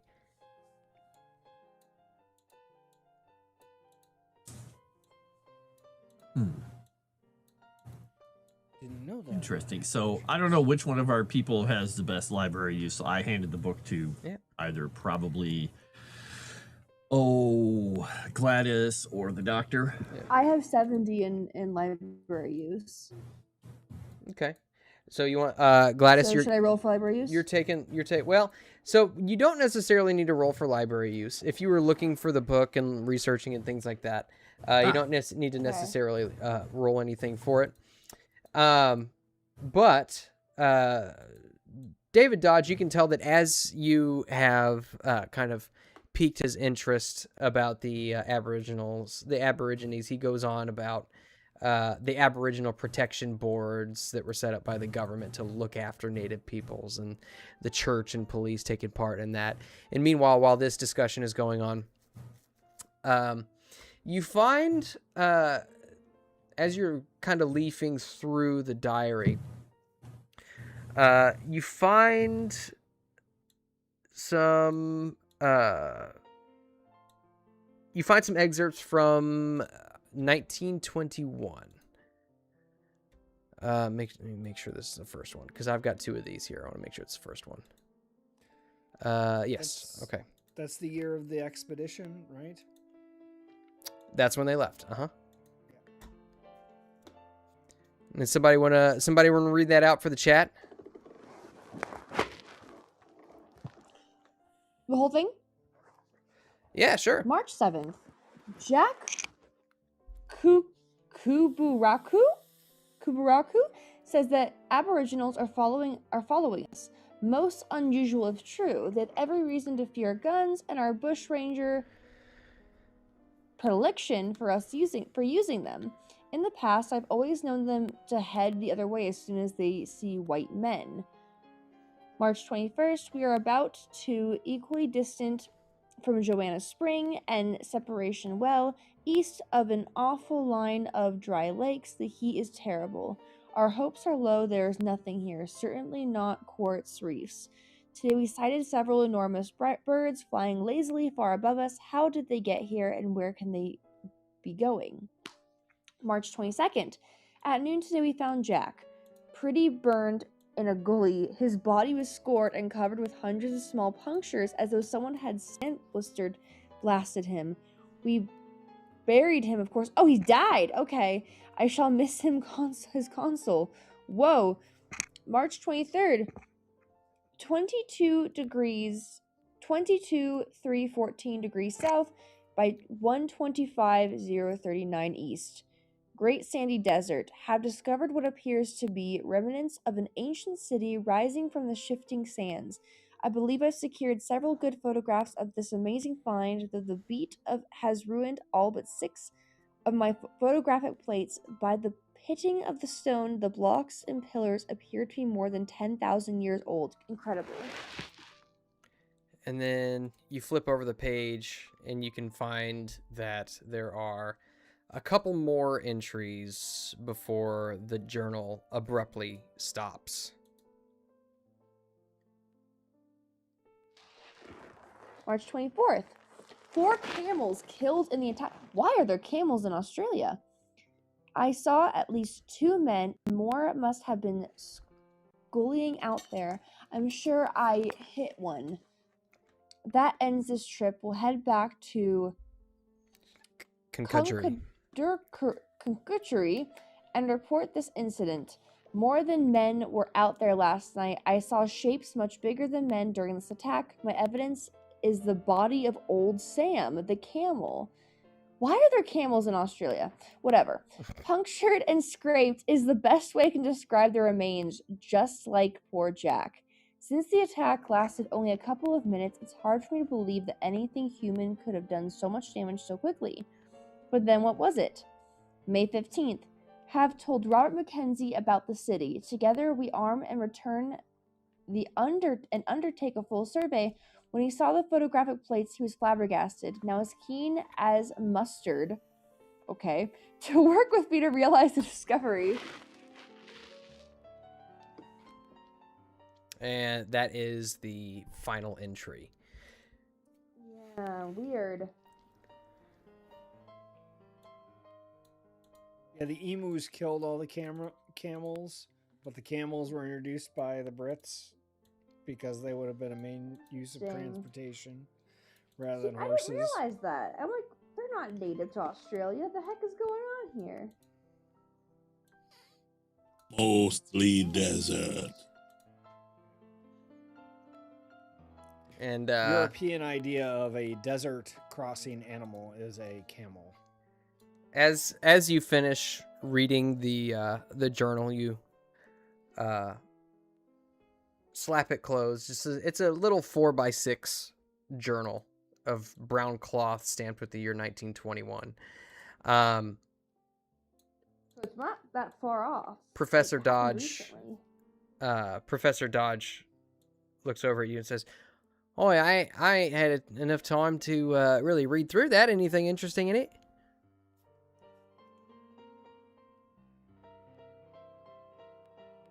Well, it seems to me there's some coordinates here that look pretty interesting.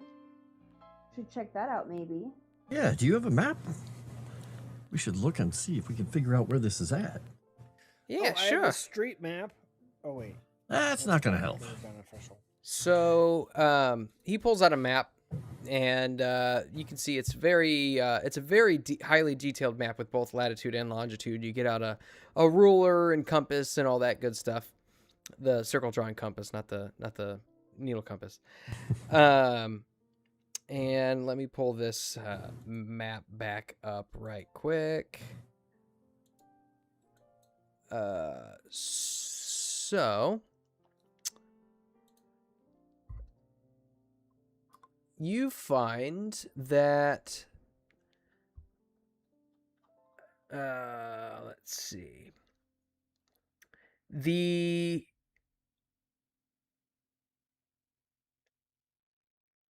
So you find that the coordinates point to something called the Canning Basin, a little bit south and east of Port Hedland, which Port Hedland itself is... Bring back the map. Port Hedland, you can see, is a little ways along the coast, and by little ways, I mean a long ways along the coast, past Derby and Broome, from Darwin. Basically clear on the other side of the continent from where you are.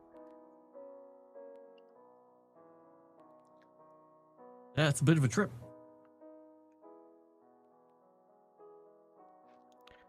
Right. So, you're, why?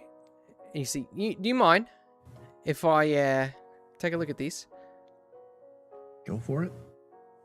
And he kind of leafs through it a little bit, and you see his eyes get real big. He says, 10,000 years old pillars, an ancient city. What? Oh, this is wild. I've been seeing things, but I find that interesting. This is wild. Oh, I'd love to go down there and see.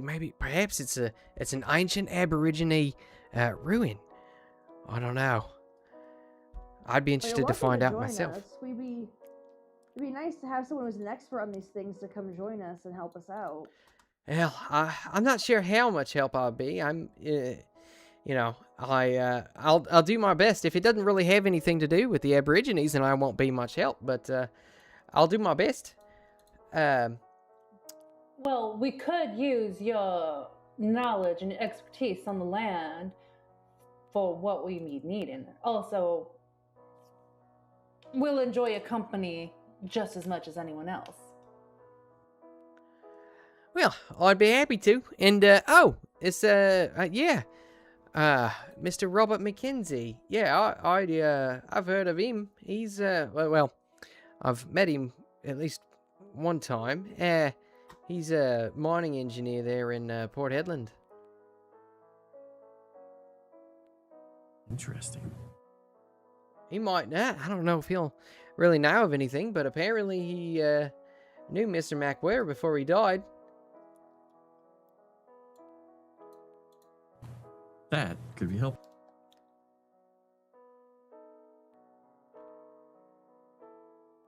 And I was away from my keyboard there for a little tiny bit. Did we have the photos or none of the photos that like survived? Because I know at the end he said, you know, they couldn't believe the photos. There's no photos here. It's just Yeah, paper. it's just the journal. Yep. So we don't have any of the photos. They were not anywhere near it or with it. Okay, got it. Yeah.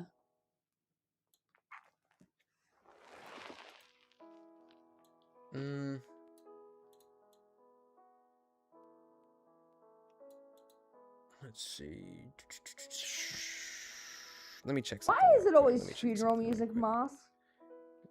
Because it's nice and soothing, and right now it's not tense. There's not a whole lot of tension going on, so I've just got piano music playing, just because. Damn. Let's see.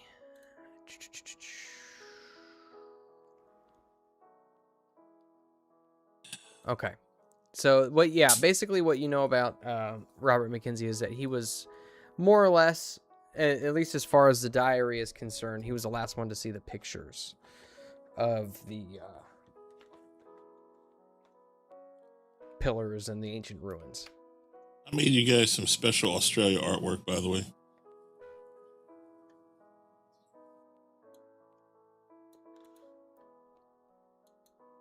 Some special artwork? Kangaroos everywhere. Not exactly. Oh, God. Why? Terrible. Terrible person. Anywho. And at that point, you see he's just kind of like thumbing through the diary still, and he like downs the glass of whiskey, and just like without looking at the glass, he pours another finger of it and downs that one and slams the glass back down on the desk and says, "This is interesting." Right. So, oh, well, I mean, I suppose, and you can see his eyes are just kind of like lighting up with intrigue. He says, I suppose I can see if I can get a substitute to teach the rest of the course. I don't know. When do you all plan on heading out there? Soon? Like in an hour. An hour? Oh! He stands up from his desk in a hurry, and like the We don't chair even have like an airplane chartered yet. an airplane.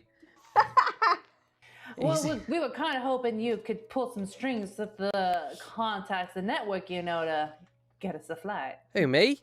I'm just a professor. I don't know anything about flying. Okay, well, it was worth a shot. Right, but well, I tell you what. Here. Well, I mean, you were able to get a hold of me. If you go on and make whatever preparations you need, and if it's all right with you all, I suppose I can get some things together and perhaps maybe lend you my expertise. He says, hopefully. We'll take what we can get if you're coming along on the journey. Right. Very good. And you see he like slams his chair back to where it just like slams up against the wall behind him. Oh, sorry.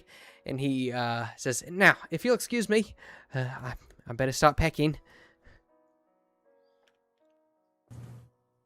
And he excuses Only pack with the himself. essentials. Like changing your underwear on a daily basis, because that's something we have to do almost on the daily. Right. I'm sorry. You Is that see, another debate? Did we go from debating if people should shower themselves every day to wearing underwear, changing underwear every day? No. I think Nomi was making a joke on the fact that we run into things that just make us crap our pants. Yes. Constantly. Yes. No, Thank you, because thank even you, if you Dave. don't crap your pants, you should change your underwear Correct. every single Correct. day. Yes, that But is true. sometimes if you crap your More pants, than you once. should change your underwear more than once a day. Is what I'm saying. I love the idea that this is what you guys are talking about as David Dodge leaves the room. I really hope to God y'all change your underwear every single day, because my goodness, that's so gross. As he Ew. as underwear? Professor Dodge leaves the room, you can hear him just kind of under his breath talking about how this is gonna this is going to make his tenure, and he's going to get full professorship after this. I was kind of wondering if that was why he was getting all excited. Survives. I was like, he seems He really survives. excited to see something. All right, I'm gonna go ahead and you guys can kind of I'll put vamp those for a journal minute. I'm gonna sheets go up ahead and there. throw these journal entries up on your investigation board here. Okay. Well, in unrelated news, U.S. lost tonight, and that put me in a bummer of a mood. So, yeah, there's no longer host countries to that's in the running, and I hope So we don't Norway. have to hear It's all right. about the soccer Yeah. stuff. I'm now? kind of tired of it at this point. U.S. is anyway. out, right? No, yes, U.S. is out, Okay. Phew, thank God. but there's Norway. There's still Norway, and Okay. I'm rooting for There's still a Holland. lot of countries in it. Yes, I mean, there's it's still a lot not of- done, but Yeah. yes. It's done for us. It's fine. I I say don't know. I'm done Nobody's hearing gonna about care it. So I didn't Shut up, Boss. care the first time, so Oh no, third world kickball. but honestly, I played soccer in grade school. We had to play it in gym and As someone who in our doesn't physical like education soccer, why are we calling it a third world sport? because it's funny. But I played it in middle or high school, middle school, Were but you about also to in say Middle elementary Earth? school. No, Middle Earth, yeah, exactly. But I didn't realize the time. I was evidently, because I was bigger than the other kids, I was the best soccer player, and I just had fun running, kicking the ball. And they called me, even though he's black, they called me Pele, and I finally figured out who he was because I looked him up in the Pele. dictionary, and they're like, "Oh, Brazilian guy." I'm like, "Huh?" And then I grew up, and I was like, I don't really like soccer." By the way, I knew you were Gandalf when you used to play it back in Middle Earth. Yeah, well, the hobbits couldn't stop me. Can't stop me now. I'm like that Erland guy. Hobbits everywhere in the field trying to stop me. I don't care. Or Holland, Erland, Ireland. I don't know. Some dude that's. Holland. Sure, yeah. Go with that. Erling Holland. Yeah, Holland. Sure, yep. Holland, da, da, da, da. Erling Holland. Yeah, Holland. Sure. I'd hang out with him. I'd have a beer with him. Is that the guy from Scotland? No, Norway. Oh, okay. Sorry, I like that. Is that the guy from Scotland? No, he's from Holland. I mean, obviously, he's They're from basically Holland. it's basically the same country. Wizard Wait, did I soccer. say It's way Holland? better than I- Shaolin soccer because there's He's fireball. from Norway. He's Norwegian. He's Viking. He looks like a Viking. He eats like a Viking. I'm sure he Yeah, does. Norwegians suck. His wife says the same thing. So, Girlfriend. at a certain point, you all can hear the sounds of David Dodge like throwing things into a suitcase and knocking things over as he hurriedly gets ready. What would you all like to do?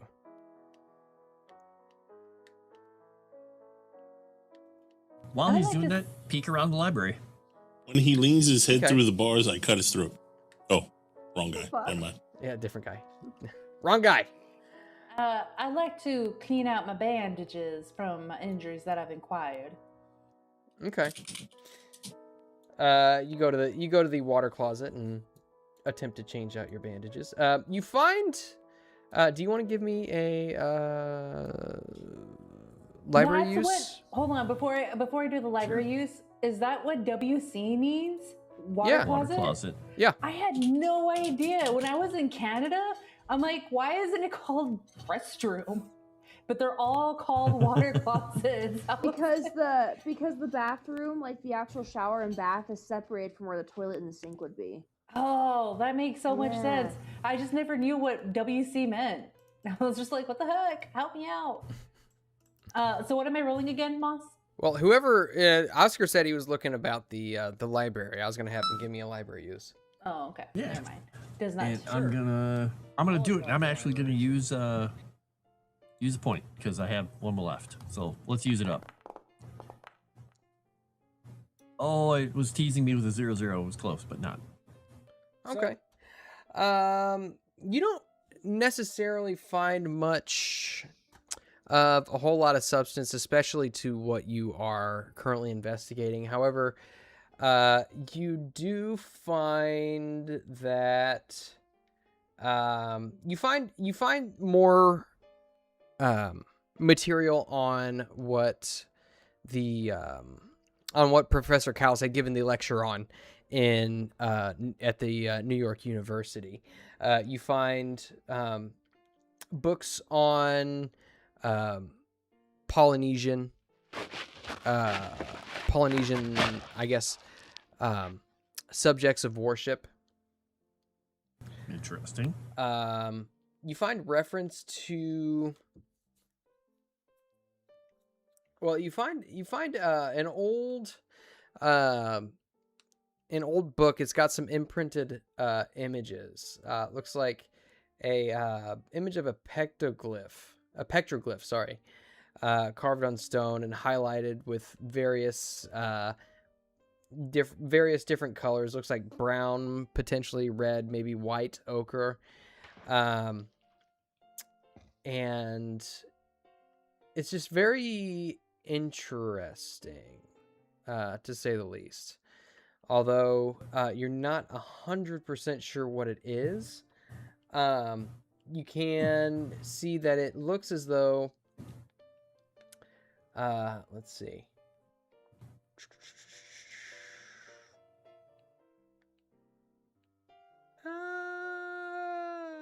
Hold on, I lost my place here. Go for it. History erasure button. Pectoglyph for the ancient do you even live bros. Yeah, if you want, you can give me a Cthulhu Mythos roll. Sure, I'll do that. And if I don't find anything, I'll pass it over to Gore. I have to roll a 2. Okay. Yeah, you're not really able to make heads or tails of it. Pass it to him upside down. Does this look like anything to you?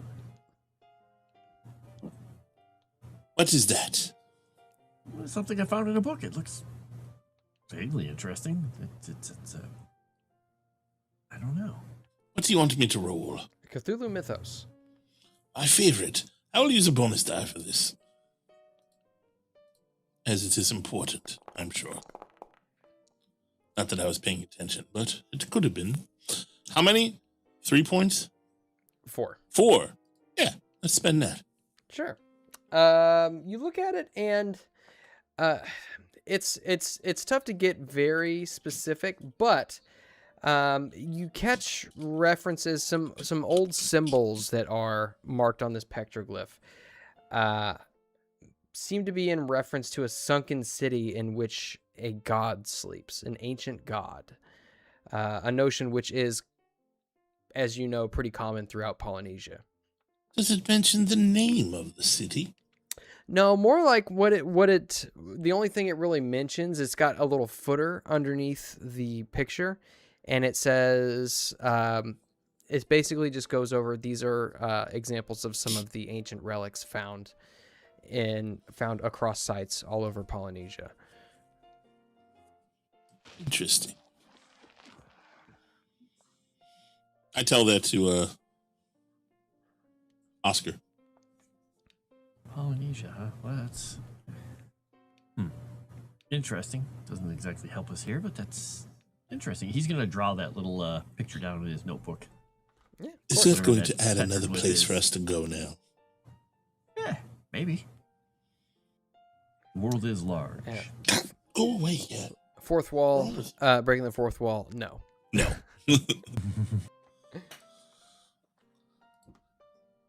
So I wasted my bonus die, is what you're saying. Yes, you did, but it's okay. Yay! That's what I'm here for. My fault for not paying it. I'm here to waste your stuff. Okay. Nice. So, you look around the library for a while, find some interesting stuff that isn't necessarily pertinent, but is interesting nonetheless. Is anybody else doing anything? I would like also to do a library check if possible. Okay, what are you looking for? I am looking for anything to do with. He had mentioned something to do with the Aboriginal people following them, but also I want to figure out if I can go through any medical journals to see if I can find something similar to what he was talking about, like with the guy being sand pelted to death. Because how does one get sand pelted to death, truthfully? Yeah, you can go ahead and give me a library use roll if you want. Okay.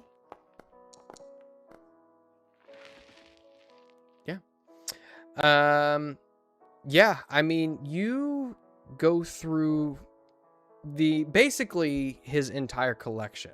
And what little time you have as Professor Dodge is throwing things about upstairs, you basically are able to kind of like thumb through his entire collection, and there's not really much of anything that references anything like that. At least not in Like weapons, like anything to do with the yeah. Aborigines people. No, I mean at least not in Professor Cal's collection. Okay. Who?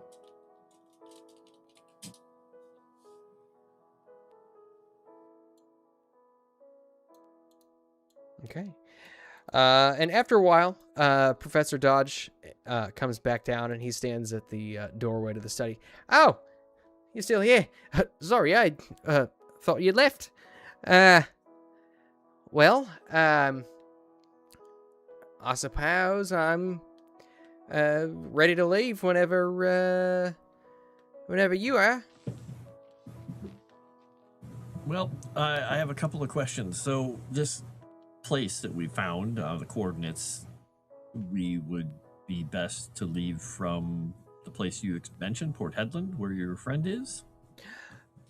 Right. If we hopped across to Port Hedland and then headed out, or... So you can find some pretty ramshackle airports closer to Port Hedland. The best airport, at least around those areas, is going to be near Darwin. There's not really much in between. But I suppose what we could do is perhaps get a truck in Port Hedland and make our way in. What's your name again? We have the car. David Dodge. Dodge. Dodge, do you have a gun? A gun? Does he have a gun? That's a great question. He doesn't seem the type that would have a gun, to be honest. And he's Outback. staying at Everyone should have a Howell's gun. place. But they David probably Dodge. don't. This is Sydney, not the Outback. Ah, yes.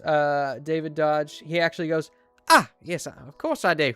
And he, you see, he reaches into the desk and pulls out a lockbox. And he pulls a key off of a necklace that's hanging around his neck and unlocks it. And you see he pulls out a .45 revolver. And in his other hand, he holds up something which I'm sure some of you have seen before. It is a war boomerang. Ah. Do you know how to use those? Yeah, practice with it every day. You should probably bring those with you. Also, might you have an extra firearm for my friend Oscar here? Unfortunately, I've just got the one. Ah, well, I tried. All right, Pick but one up. well, do you have a permit? Yes, we have our permits. Oh, I right. lost mine Uh, at the port. yeah. Unfortunately, I hear there that the government is trying to put in some sort of a firearms act. I don't know if that's going to go through, but They would never do that in such a country with things that want to oh, maybe they will. Who knows? you might think so. I don't know. If the government doesn't trust you, there's no telling what they'll do. Not for at least another, 40 years. Actually, there is, let's see, firearms were, let's see, just as another little bit of trivia. Where's that firearm section? Aha!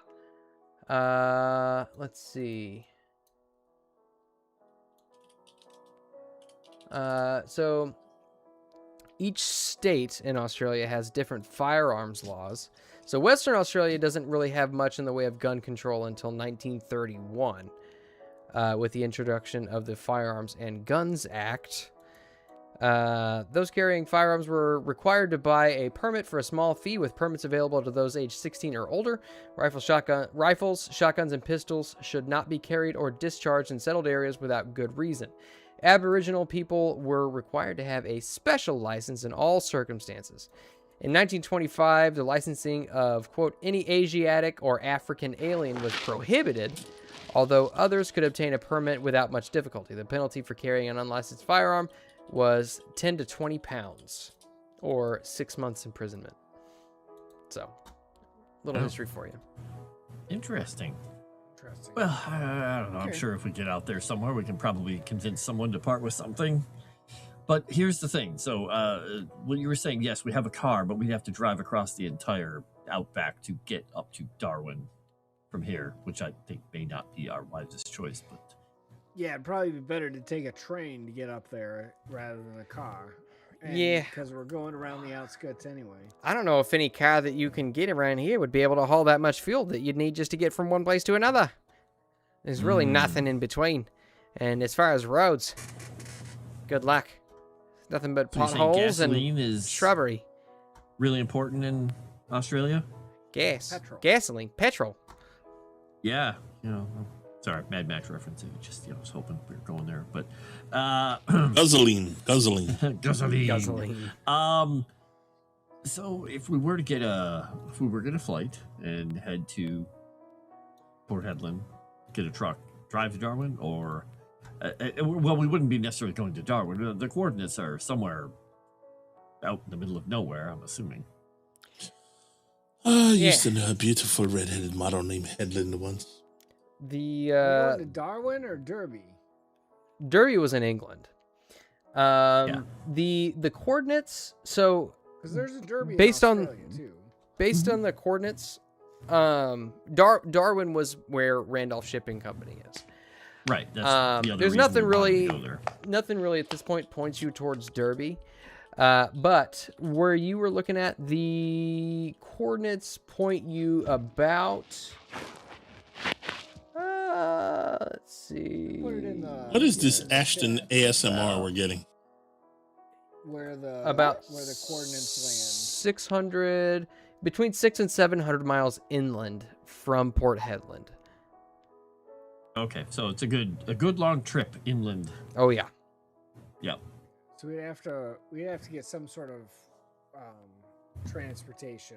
Right. Well, Yeah. there's a, to my understanding, now I've not been out that way in quite some time, but once you get to Port Hedland, you can take a rail down to Concudgery, and from there you might be able to rent a truck or perhaps get a guide to take you inland a little further.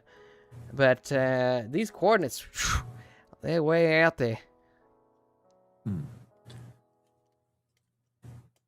Well, hi, Calvino. What do you need? You're looking very insistent. He's looking at me like, why are you talking to these people? Come here, bud. Oh, my guy. So, if we were to get ourselves to Port Hedland, then talk to the guy you talked about that may have some information on the area, Mhm. and then head down to this place you spoke of and get transport inland. Then we just have to find the coordinates and investigate. Yeah, I think we can do this. Does that mean a plane from somewhere around here to Port Hedland then? Or is there a train that takes us across? Well, there's no train that'll take you straight across. You're basically going to have to skirt around the edges of Australia. But it's, if you look, let's see. Let me see here. I've got a travel guide around here somewhere. Let me see. Trains, you're looking at, let's see. To Melbourne, you're looking at just under 18 hours. And to Brisbane is about 23 hours. So, you're, let's see. I mean, you're looking at maybe nigh on a week on board a train just to get to Darwin. And if we flew across to Port Hedland or to Darwin, it would probably be a matter of hours, right? Let's see. planes, air travel. Were there even planes to charter back then, though? You Across Australia, guys you can have to like hire someone. you can charter a plane to almost anywhere if your pockets are deep enough. Regular flights between Adelaide and Sydney start in 1925. So you guess whereabouts is Adelaide? That's that's southern. pretty close.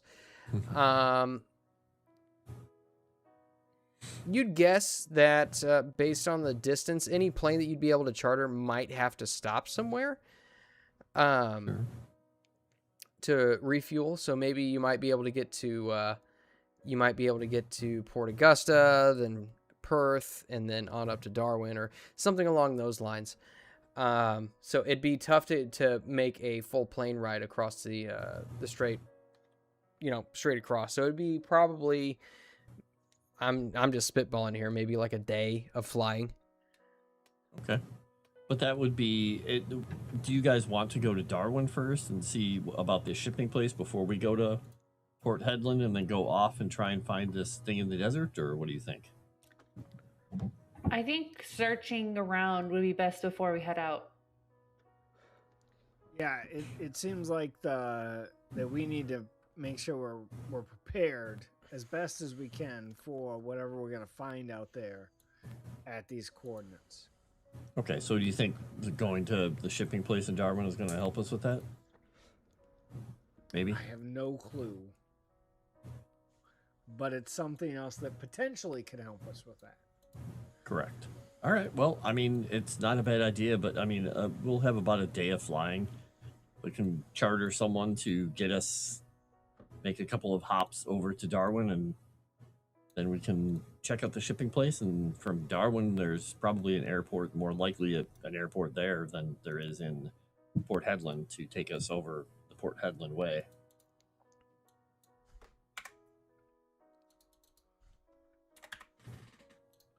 So, yeah, I think we're gonna try and make plans like that.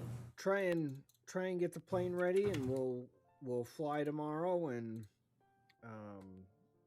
up to Darwin and make arrangements up there. I think this is a fine idea. Okay, very good. And for the rest of the day, we can maybe stop by the library or the museum and see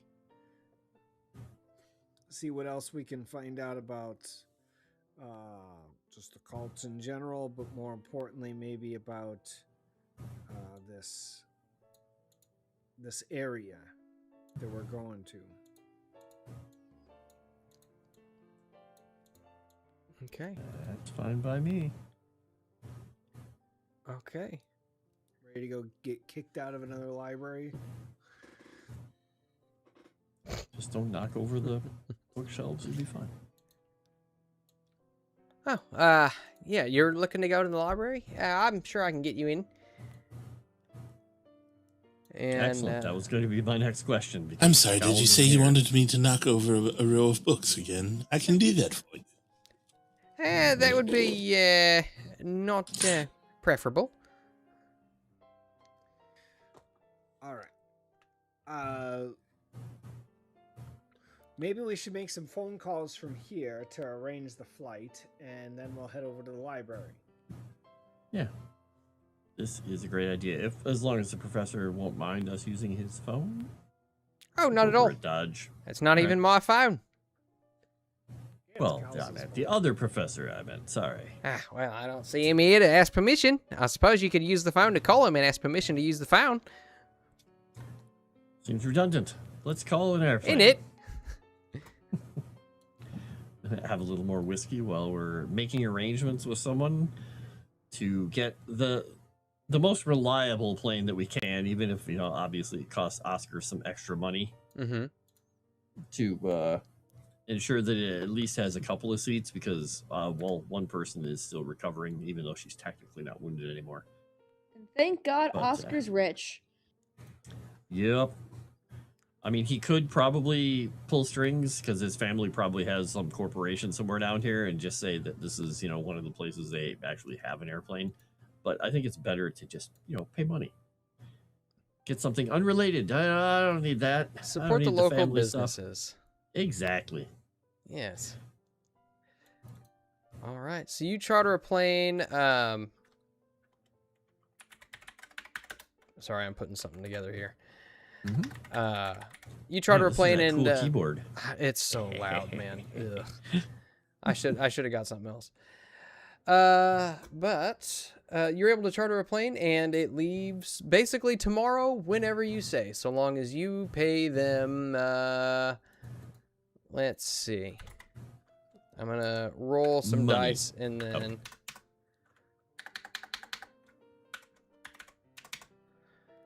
$100 million. $1 million. Outrageous. Done. Oh, I should have negotiated. About 200 Australian pounds. All right. Easily done. All right. So yeah, tell Dodge where to meet us tomorrow, and I guess if nobody else has any information or questions for him, we take our leave. Okay. We might need him to get into the library. Yeah, I can just make a call for you. Oh, okay. That's fine. The longer I go, the closer my New York comes to my Australian. Nice. New Australian accent. I like it. Mm-hmm. York Australian. You're Australian. Right. Let's see. Silvio's found a new way to torture me. My arm is almost completely asleep now. He's just melted on me and just fell asleep completely. All right. He's So just... you guys make your way down to downtown to Shakespeare Place. By the time you get there, you introduce yourselves. The librarian says, "Oh yeah, Professor Dodge called for you. Come right in." And you are greeted with a wealth of all of the knowledge that Sydney, Australia has to offer. Excellent. Let us dig deep without knocking anything over. And Oscar won't be all that useful here, so he's going to mostly just browse. All right. What, if anything, is anybody looking for? Look up the sandbat. Look up the rainbow serpent. I will look up the sandbat. Wait a minute. I don't seem like the smartest person to do that, but who cares? Okay. Go ahead and you can give me a library use. And just as a heads up, so this is gonna basically take the rest of the evening. Yep, that's Cool. Okay. While they're doing that, Oscar is going to go ask and find out if there is another section, like anything more, a little more interesting that, maybe able to get into if he made a small donation to the university. Oh, what are you looking for specifically? Well, we have a friend who was searching all kinds of things about cults and aboriginals and, things that aren't, polite reading. If you know what I mean. Ancient book collection. Give me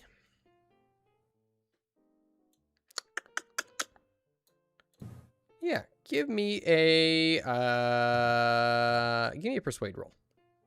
All right, I'm going to ask you to hit the button for me because I'm pinned by 22 pounds of snuggling, snoring cat. Okay.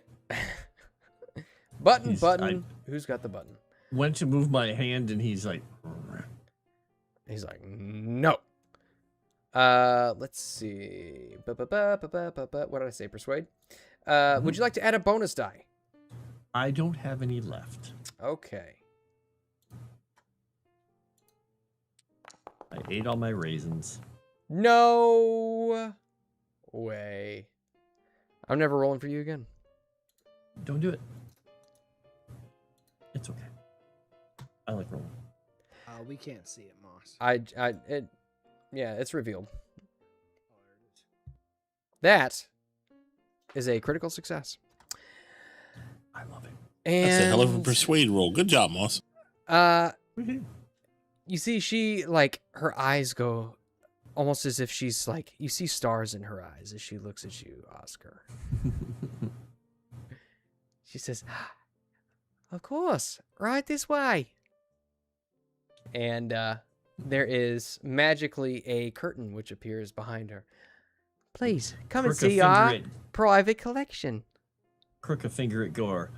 My assistant needs to help me here because he's the one who knows all the languages. Right, please come in.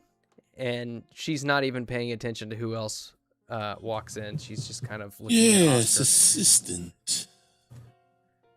Excellent. So yeah, just spend time hobnobbing and chatting with her as long as she wants to. You know, keeping her attention focused on Is she Oscar a while they look senile around. old lady? No, she's probably mid-40s, somewhere around there.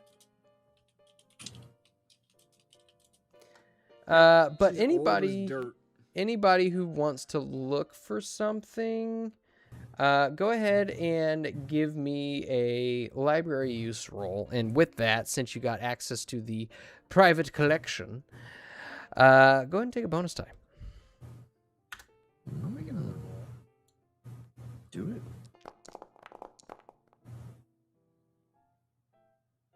Still failed.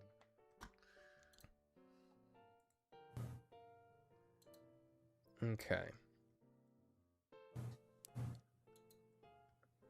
Is it just Quincy who's doing this? Nobody else going in?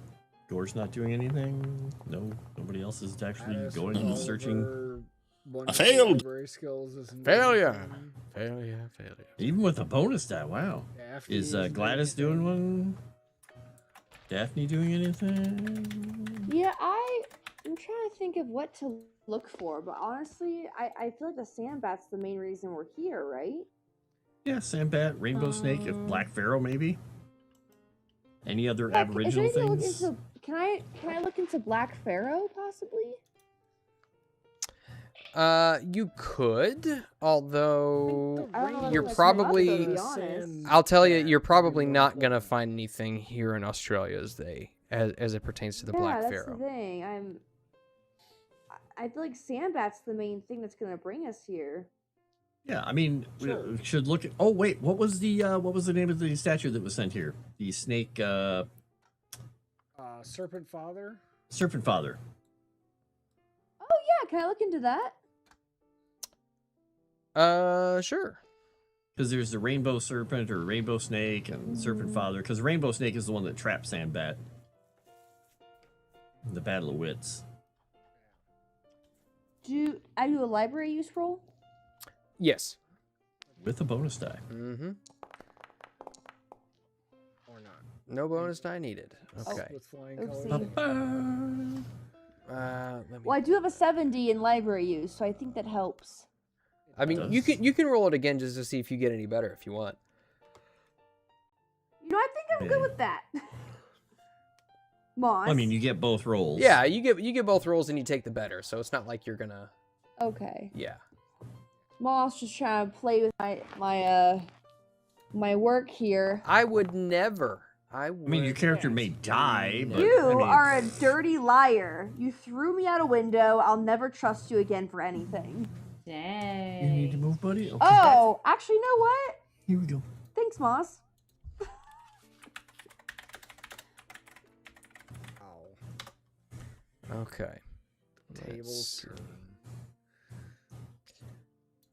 Oh, my hands are free. Okay. Let's see. So.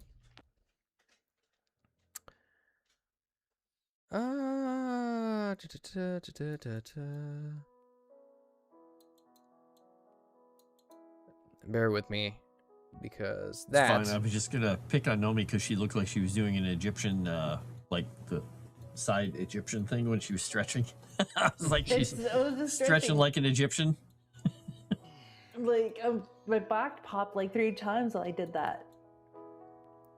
And I also, if I need to do it like this, and then just pull my shoulders all the way back. Oh, yeah. Oh, but thank you, Frost. Was that popcorn popping there? Is that what that? No.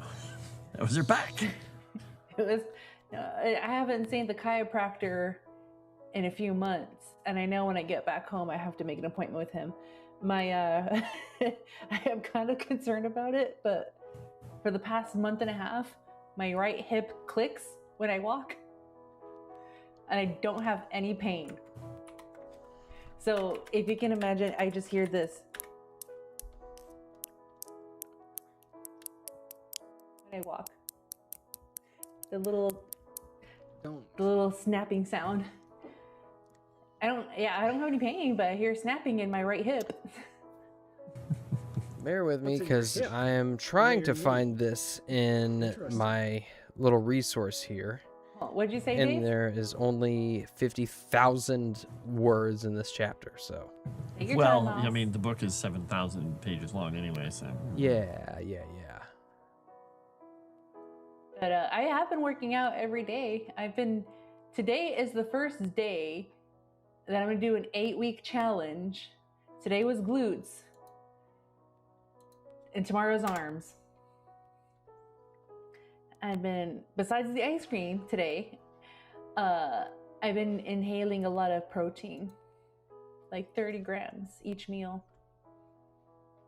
You should probably eat it instead of inhale it. Yeah. Yeah, you're right. Maybe that'll get rid of my cough and maybe the clicking in my hips. My hips don't lie, but they're about to give out if I continue walking. Well, like I said, 9 out of 10 doctors smoking. I mean, sure, 1920s, whatever, but still, I'm sure it applies.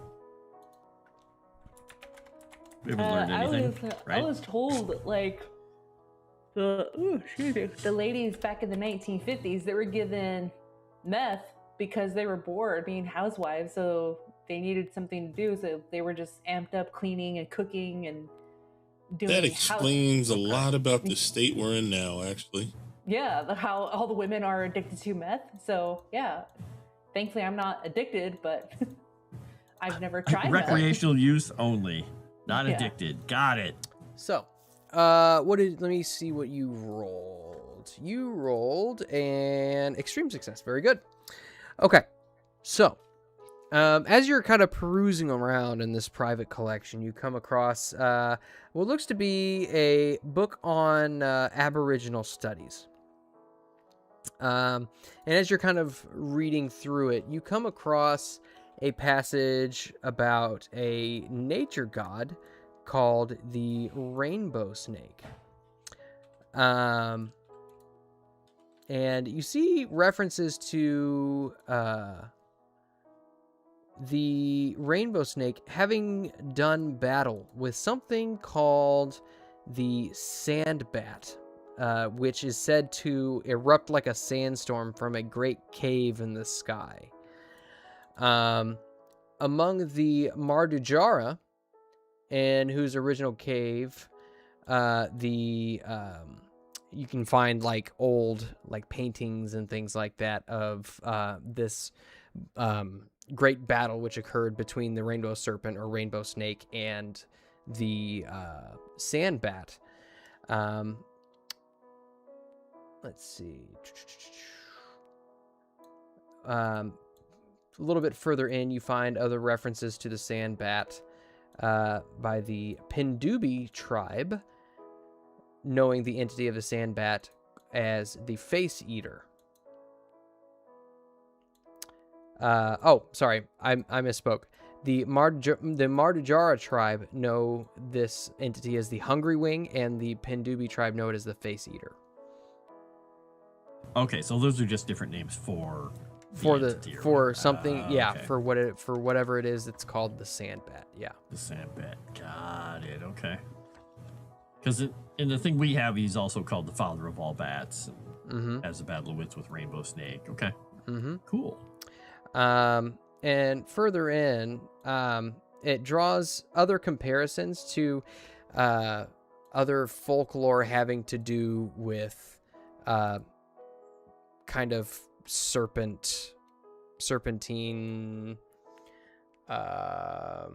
folklore.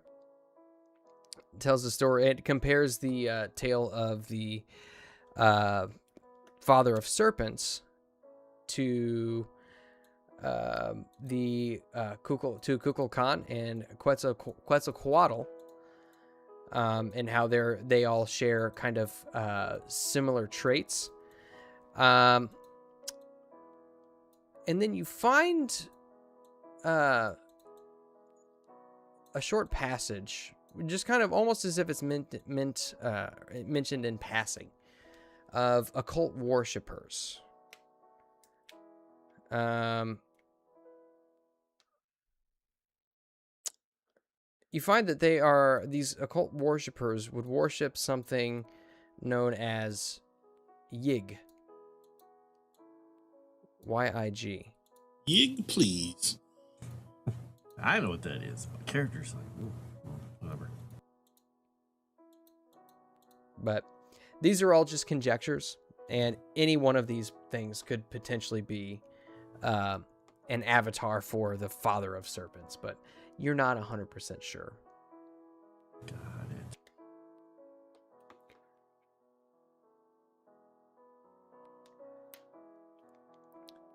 I got one nat left. Okay. So. I just had a drop spider trying to root on me. A drop spider. Is anybody else looking for anything? Nope, just keeping the lady busy while they do all the research. And so I don't know if Quincy, did you roll or you failed? And I don't know what Daphne was looking. Oh, I failed twice. I failed. Oh, you failed twice. Okay. Yeah. Oh. It's yes, history erasure button. Yig bad. The Yig bad. Right, yeah. so let's go look for Yig and start worshiping him. Sounds like a good plan. I finally got Franz to look like Bruce Campbell. Took long enough. All right. So, are we just moving forward to the next day when you take off and head to, was it Darwin? Is that right? Yep, that was the plan. Okay. So, fast forward, you guys go back to the Victorian, stay the night, check out, get all your luggage together. I'll say that you've probably got enough time in the morning. If you want to, you can, first and foremost, eat breakfast. And secondly, if you want, you can stop by, say, local Outback Outfitters and purchase a firearm if you'd like. Would be great. If I can get a pistol, great. If he can't, then he'll go, hunting rifle of some sort. It doesn't say, so the pistol isn't considered a weapon of war here like it is in England. So yeah, we'll say you can get a pistol. And it's really not you being a white dude. It's not hard for you to get a hold of one. Okay, and we've got the permit, so all right, he will do that, and I'm assuming they confiscated all his shells, so he'll get a box of rounds, and yeah. We'll say that happily put it into his. They've got either we'll say 32s, 38s, or 45s. Okay, go with a 45, so it'll just stay at the same thing on his sheet. And actually, he's going to, if he can, buy 2 of them because he gave one of his 2 to I think Daphne a while back. Oh yeah. So. Does it have the pearl? Yeah. Does it have the mother of pearl handles? That one has the mother of pearl handles. That's the nice one. The other nice one. This one won't. I'm assuming. No, this one you can tell is it's marked down a little bit. You can tell it's been used, but it's still in good shape. It's nice and oiled, and the barrel is blued, and it's it's ready to fire. All right, so he's happy. We've got that. We'll beat Dodge. And yeah, we got a Vegemite grenade. Yeah, we got to stock up on Vegemite before we go, because we could die out there if we don't have Vegemite. If we meet this Yig thing, can we just point some Vegemite at his general direction to keep it away? to keep it at bay. Oh, we lost Anomi. She says her internet went down. No.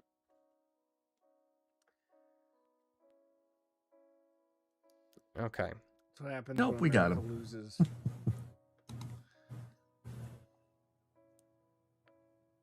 Okay. Bear with me.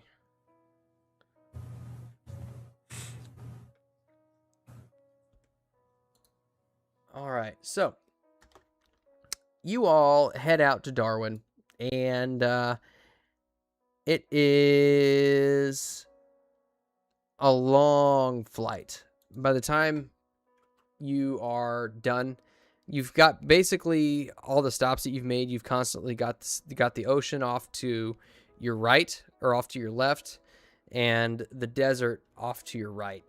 It's just kind of this weird dichotomy of strange landscapes that you can see from above the clouds until eventually, until you get close enough, you turn inland, and all you can see is just heat distortion below you as it kind of reverberates off the desert. And eventually, come about the end of that following day, you do come to a it's not necessarily a commercial airport, but it's an airport where the landing strip has at the very least been flattened, but is still dirt. And you can see from above, the town of Darwin is located on a very narrow peninsula. Kind of a smaller town, you'd guess probably a few thousand inhabitants, maybe. But so isolated is or so desolate is the northern territories of Australia that Darwin is actually the biggest city for over 1,000 miles. And that's saying something. Wow. Okay. And as you touch down, you can see that this town really doesn't have much going for it. You compare it to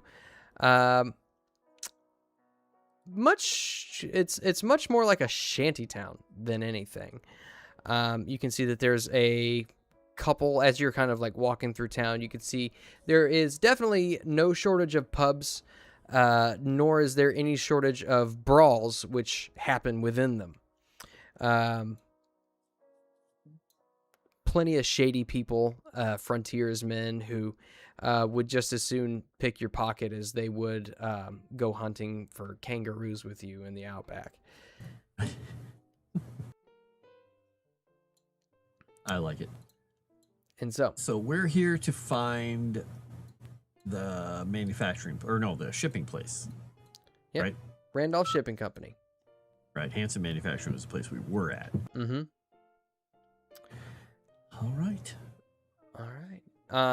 You can see that as you kind of walk your way through town, there's very few of the same amenities here in this town as there was in Sydney. There's no trams. There's very few automobiles. In fact, there's a couple of horses. You do see that it does look like there are people who are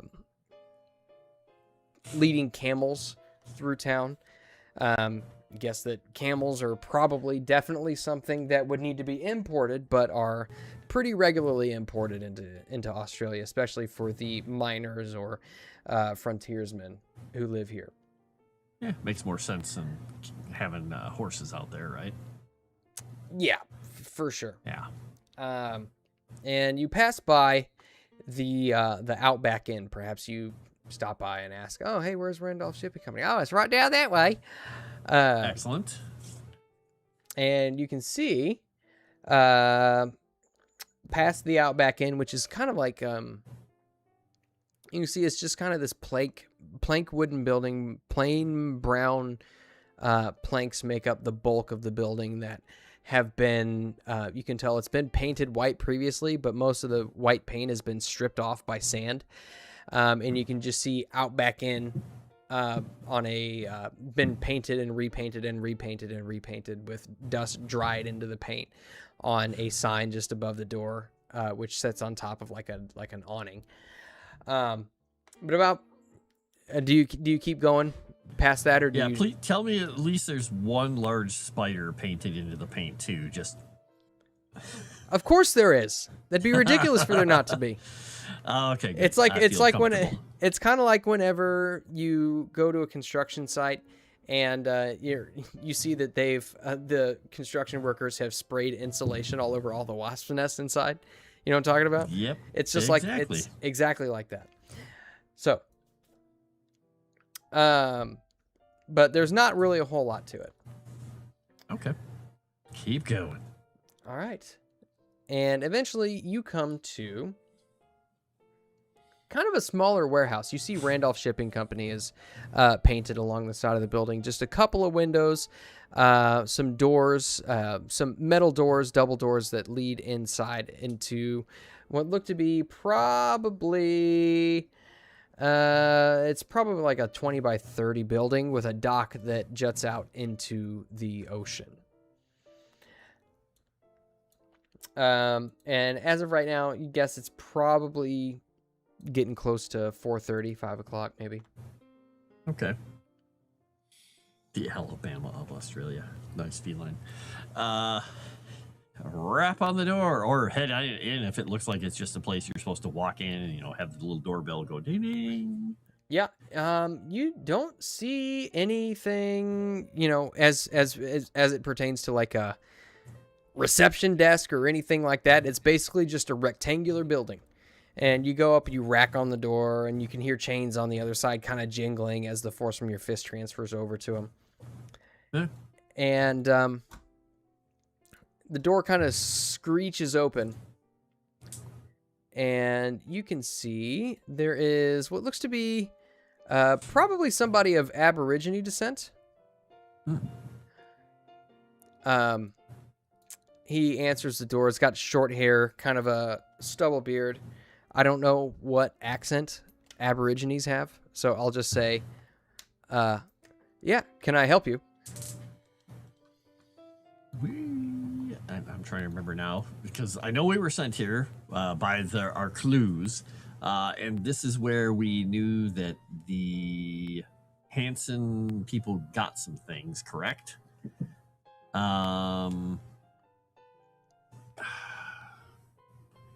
He's just going to say, well, we're visiting, looking around for a few things our colleagues set us on the track of, but when we were back in England, we were made aware that there was some things shipped out of here to the Penhew Foundation a while back.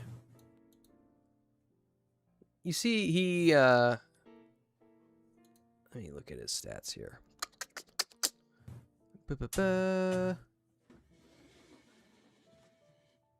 Okay. You see he pulls the door all the way open, and as you're looking at him, you can see he's a very tall, muscular guy, casually dressed in an open neck shirt and trousers. He's got a very easy smile that crosses his face. He says, "Oh yeah, we've handled all kinds of stuff out of here. We've handled some of the Penhew Foundation's shipments before." All right. Well, that's helpful. Do you know where the things originated from, or they just brought here to you to ship them out? Then I'm not too sure exactly where they all came from. I just moved the boxes onto ships and into piles. All right. You might want to talk to Toddy if you want to know more, but unfortunately he's not here at the moment.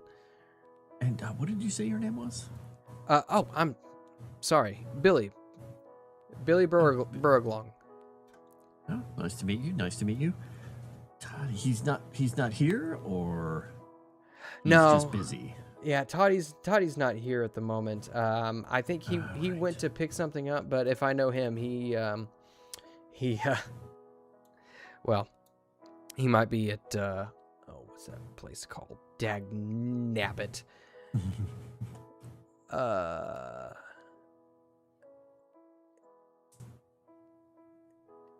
If I know Toddy, he'll probably be at Bertram's bar. Okay. Bertram's bar. Did we happen to pass that, or? We'll say you did. Yeah, there's not really a whole lot Okay. in Darwin, so yeah, we'll say that you passed Bertram's bar. Okay. All right. Well, I guess we'll head back to it. I think we passed it on the way in.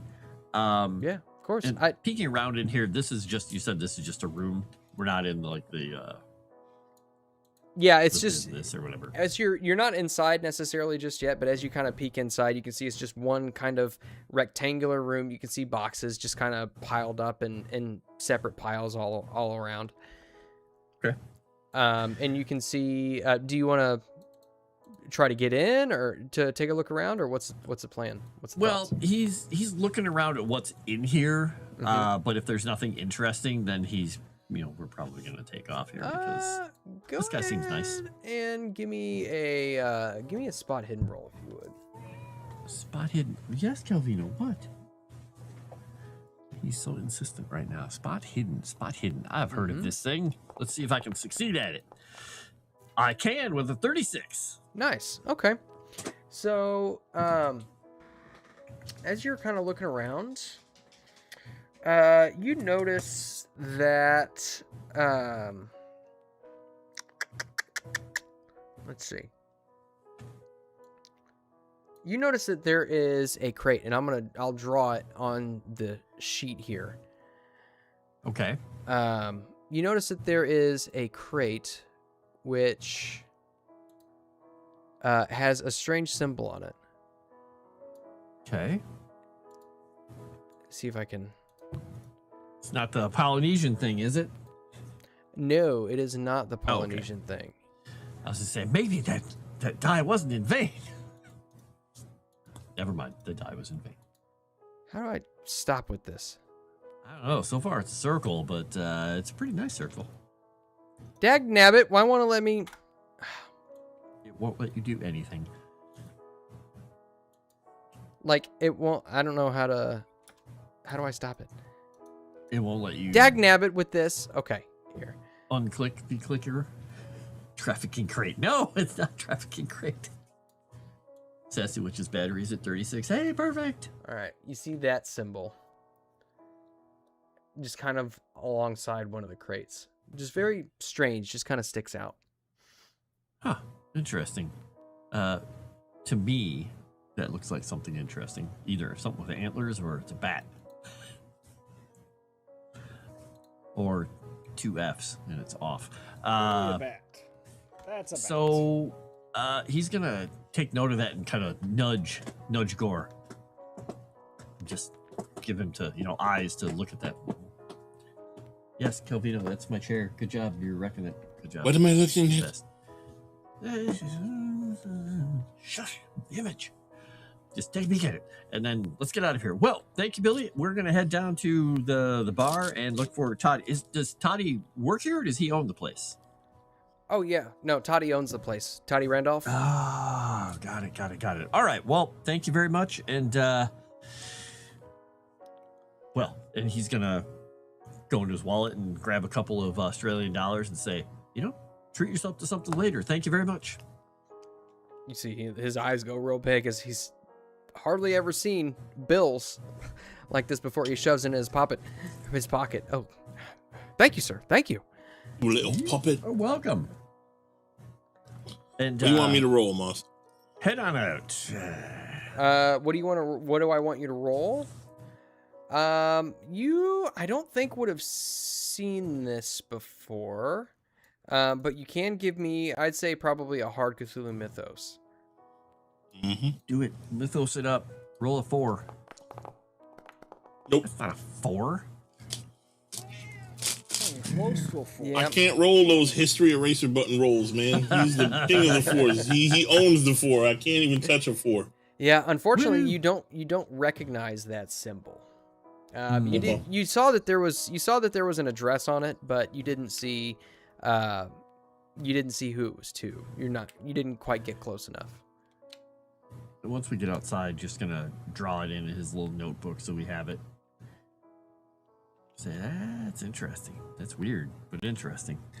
All right, well, off to the pub, I guess. Okay. Oh, I suppose we probably don't have a whole lot of pub time, do we? No. It doesn't seem that way.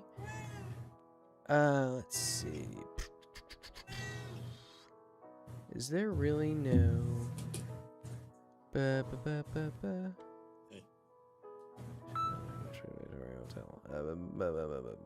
Okay, well, it's gonna... I don't have any sounds for this one either, so it's gonna stay on piano.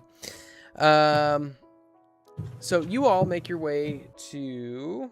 are you going straight to Bertram's bar?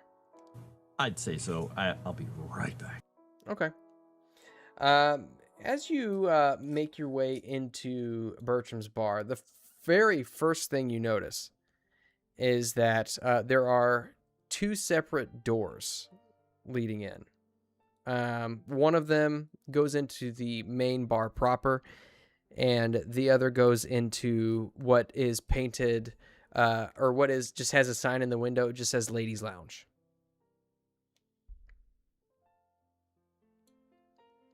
Well, that must be for the ladies. Go into the main bar. All right. So you head into the main bar. What are the ladies doing?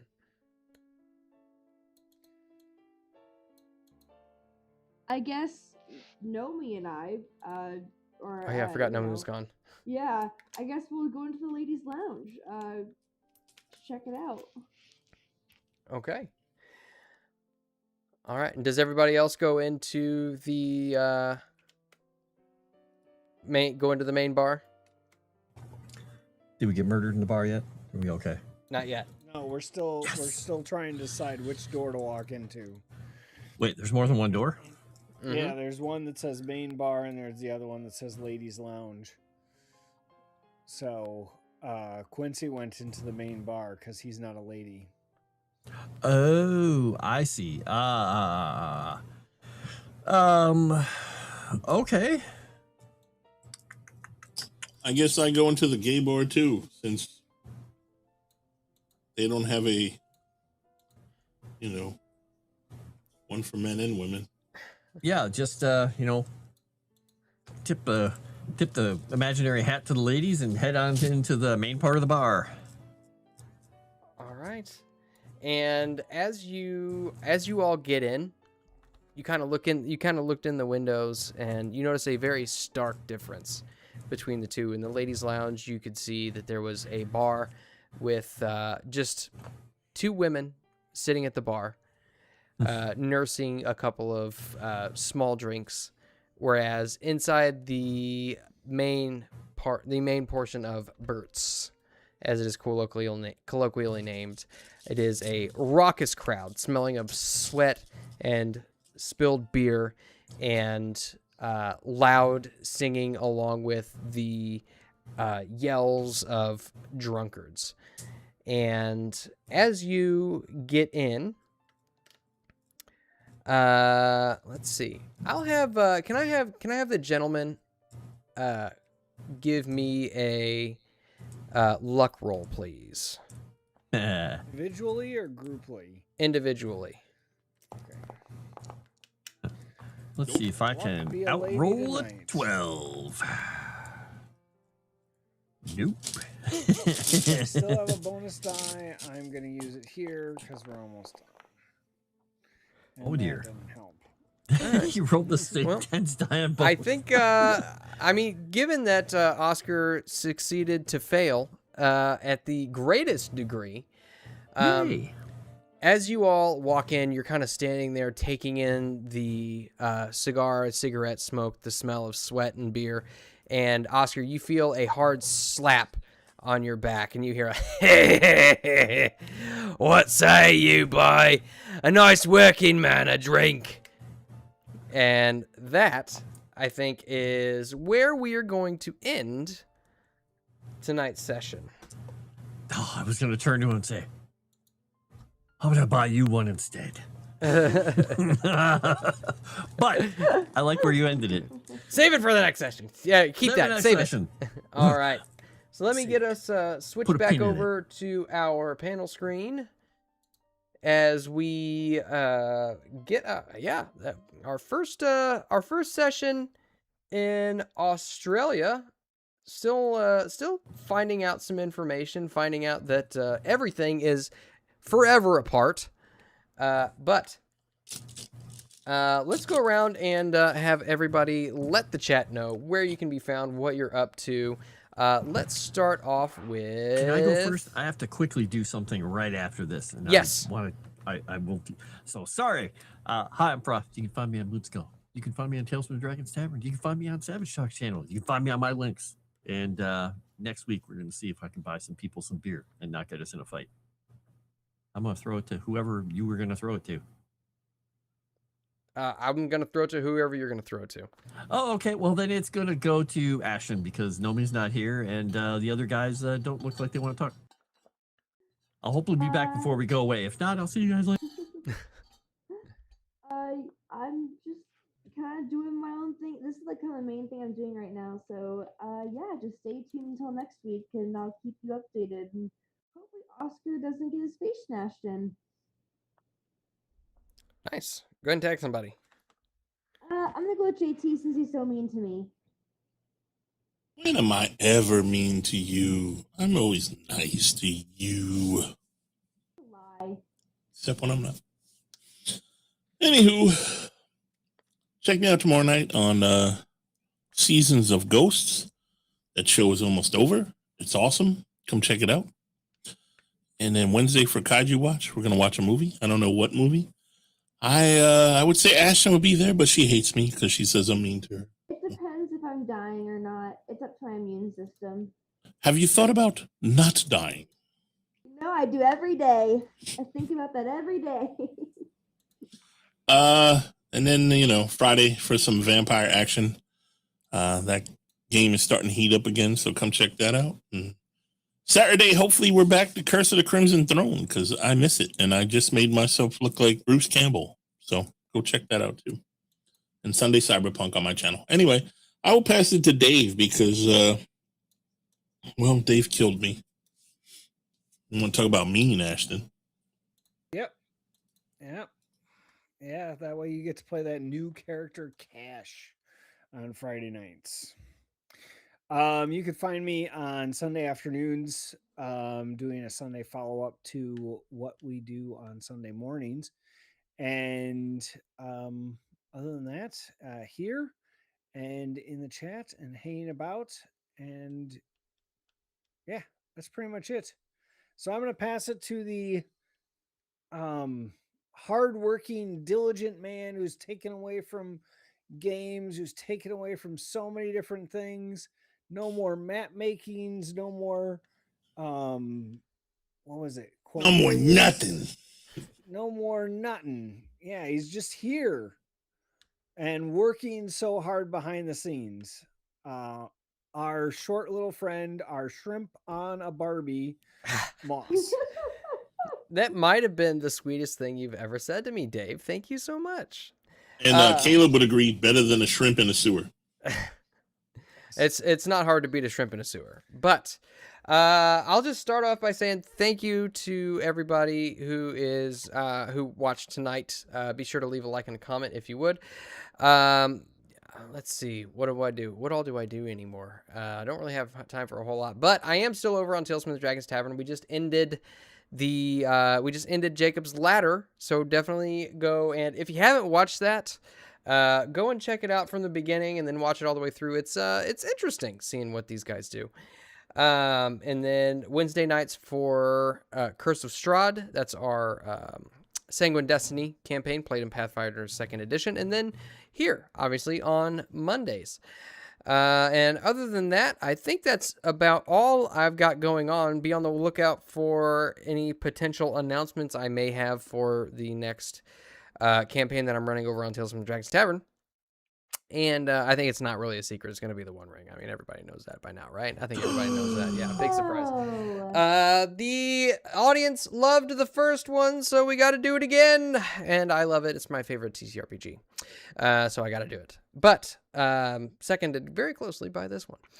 But like I said, if you haven't liked it already, please do so. If you haven't commented, or well, I guess you can't comment yet, but please comment after the stream ends. Be sure to subscribe if you haven't already, and if you can find it in your heart and or wallet, please do support Legend Seeker. And I suppose that's all I've got for you. So long as I didn't forget anything, I will bid you all adieu. Auf Wiedersehen, Gesundheit, and God bless.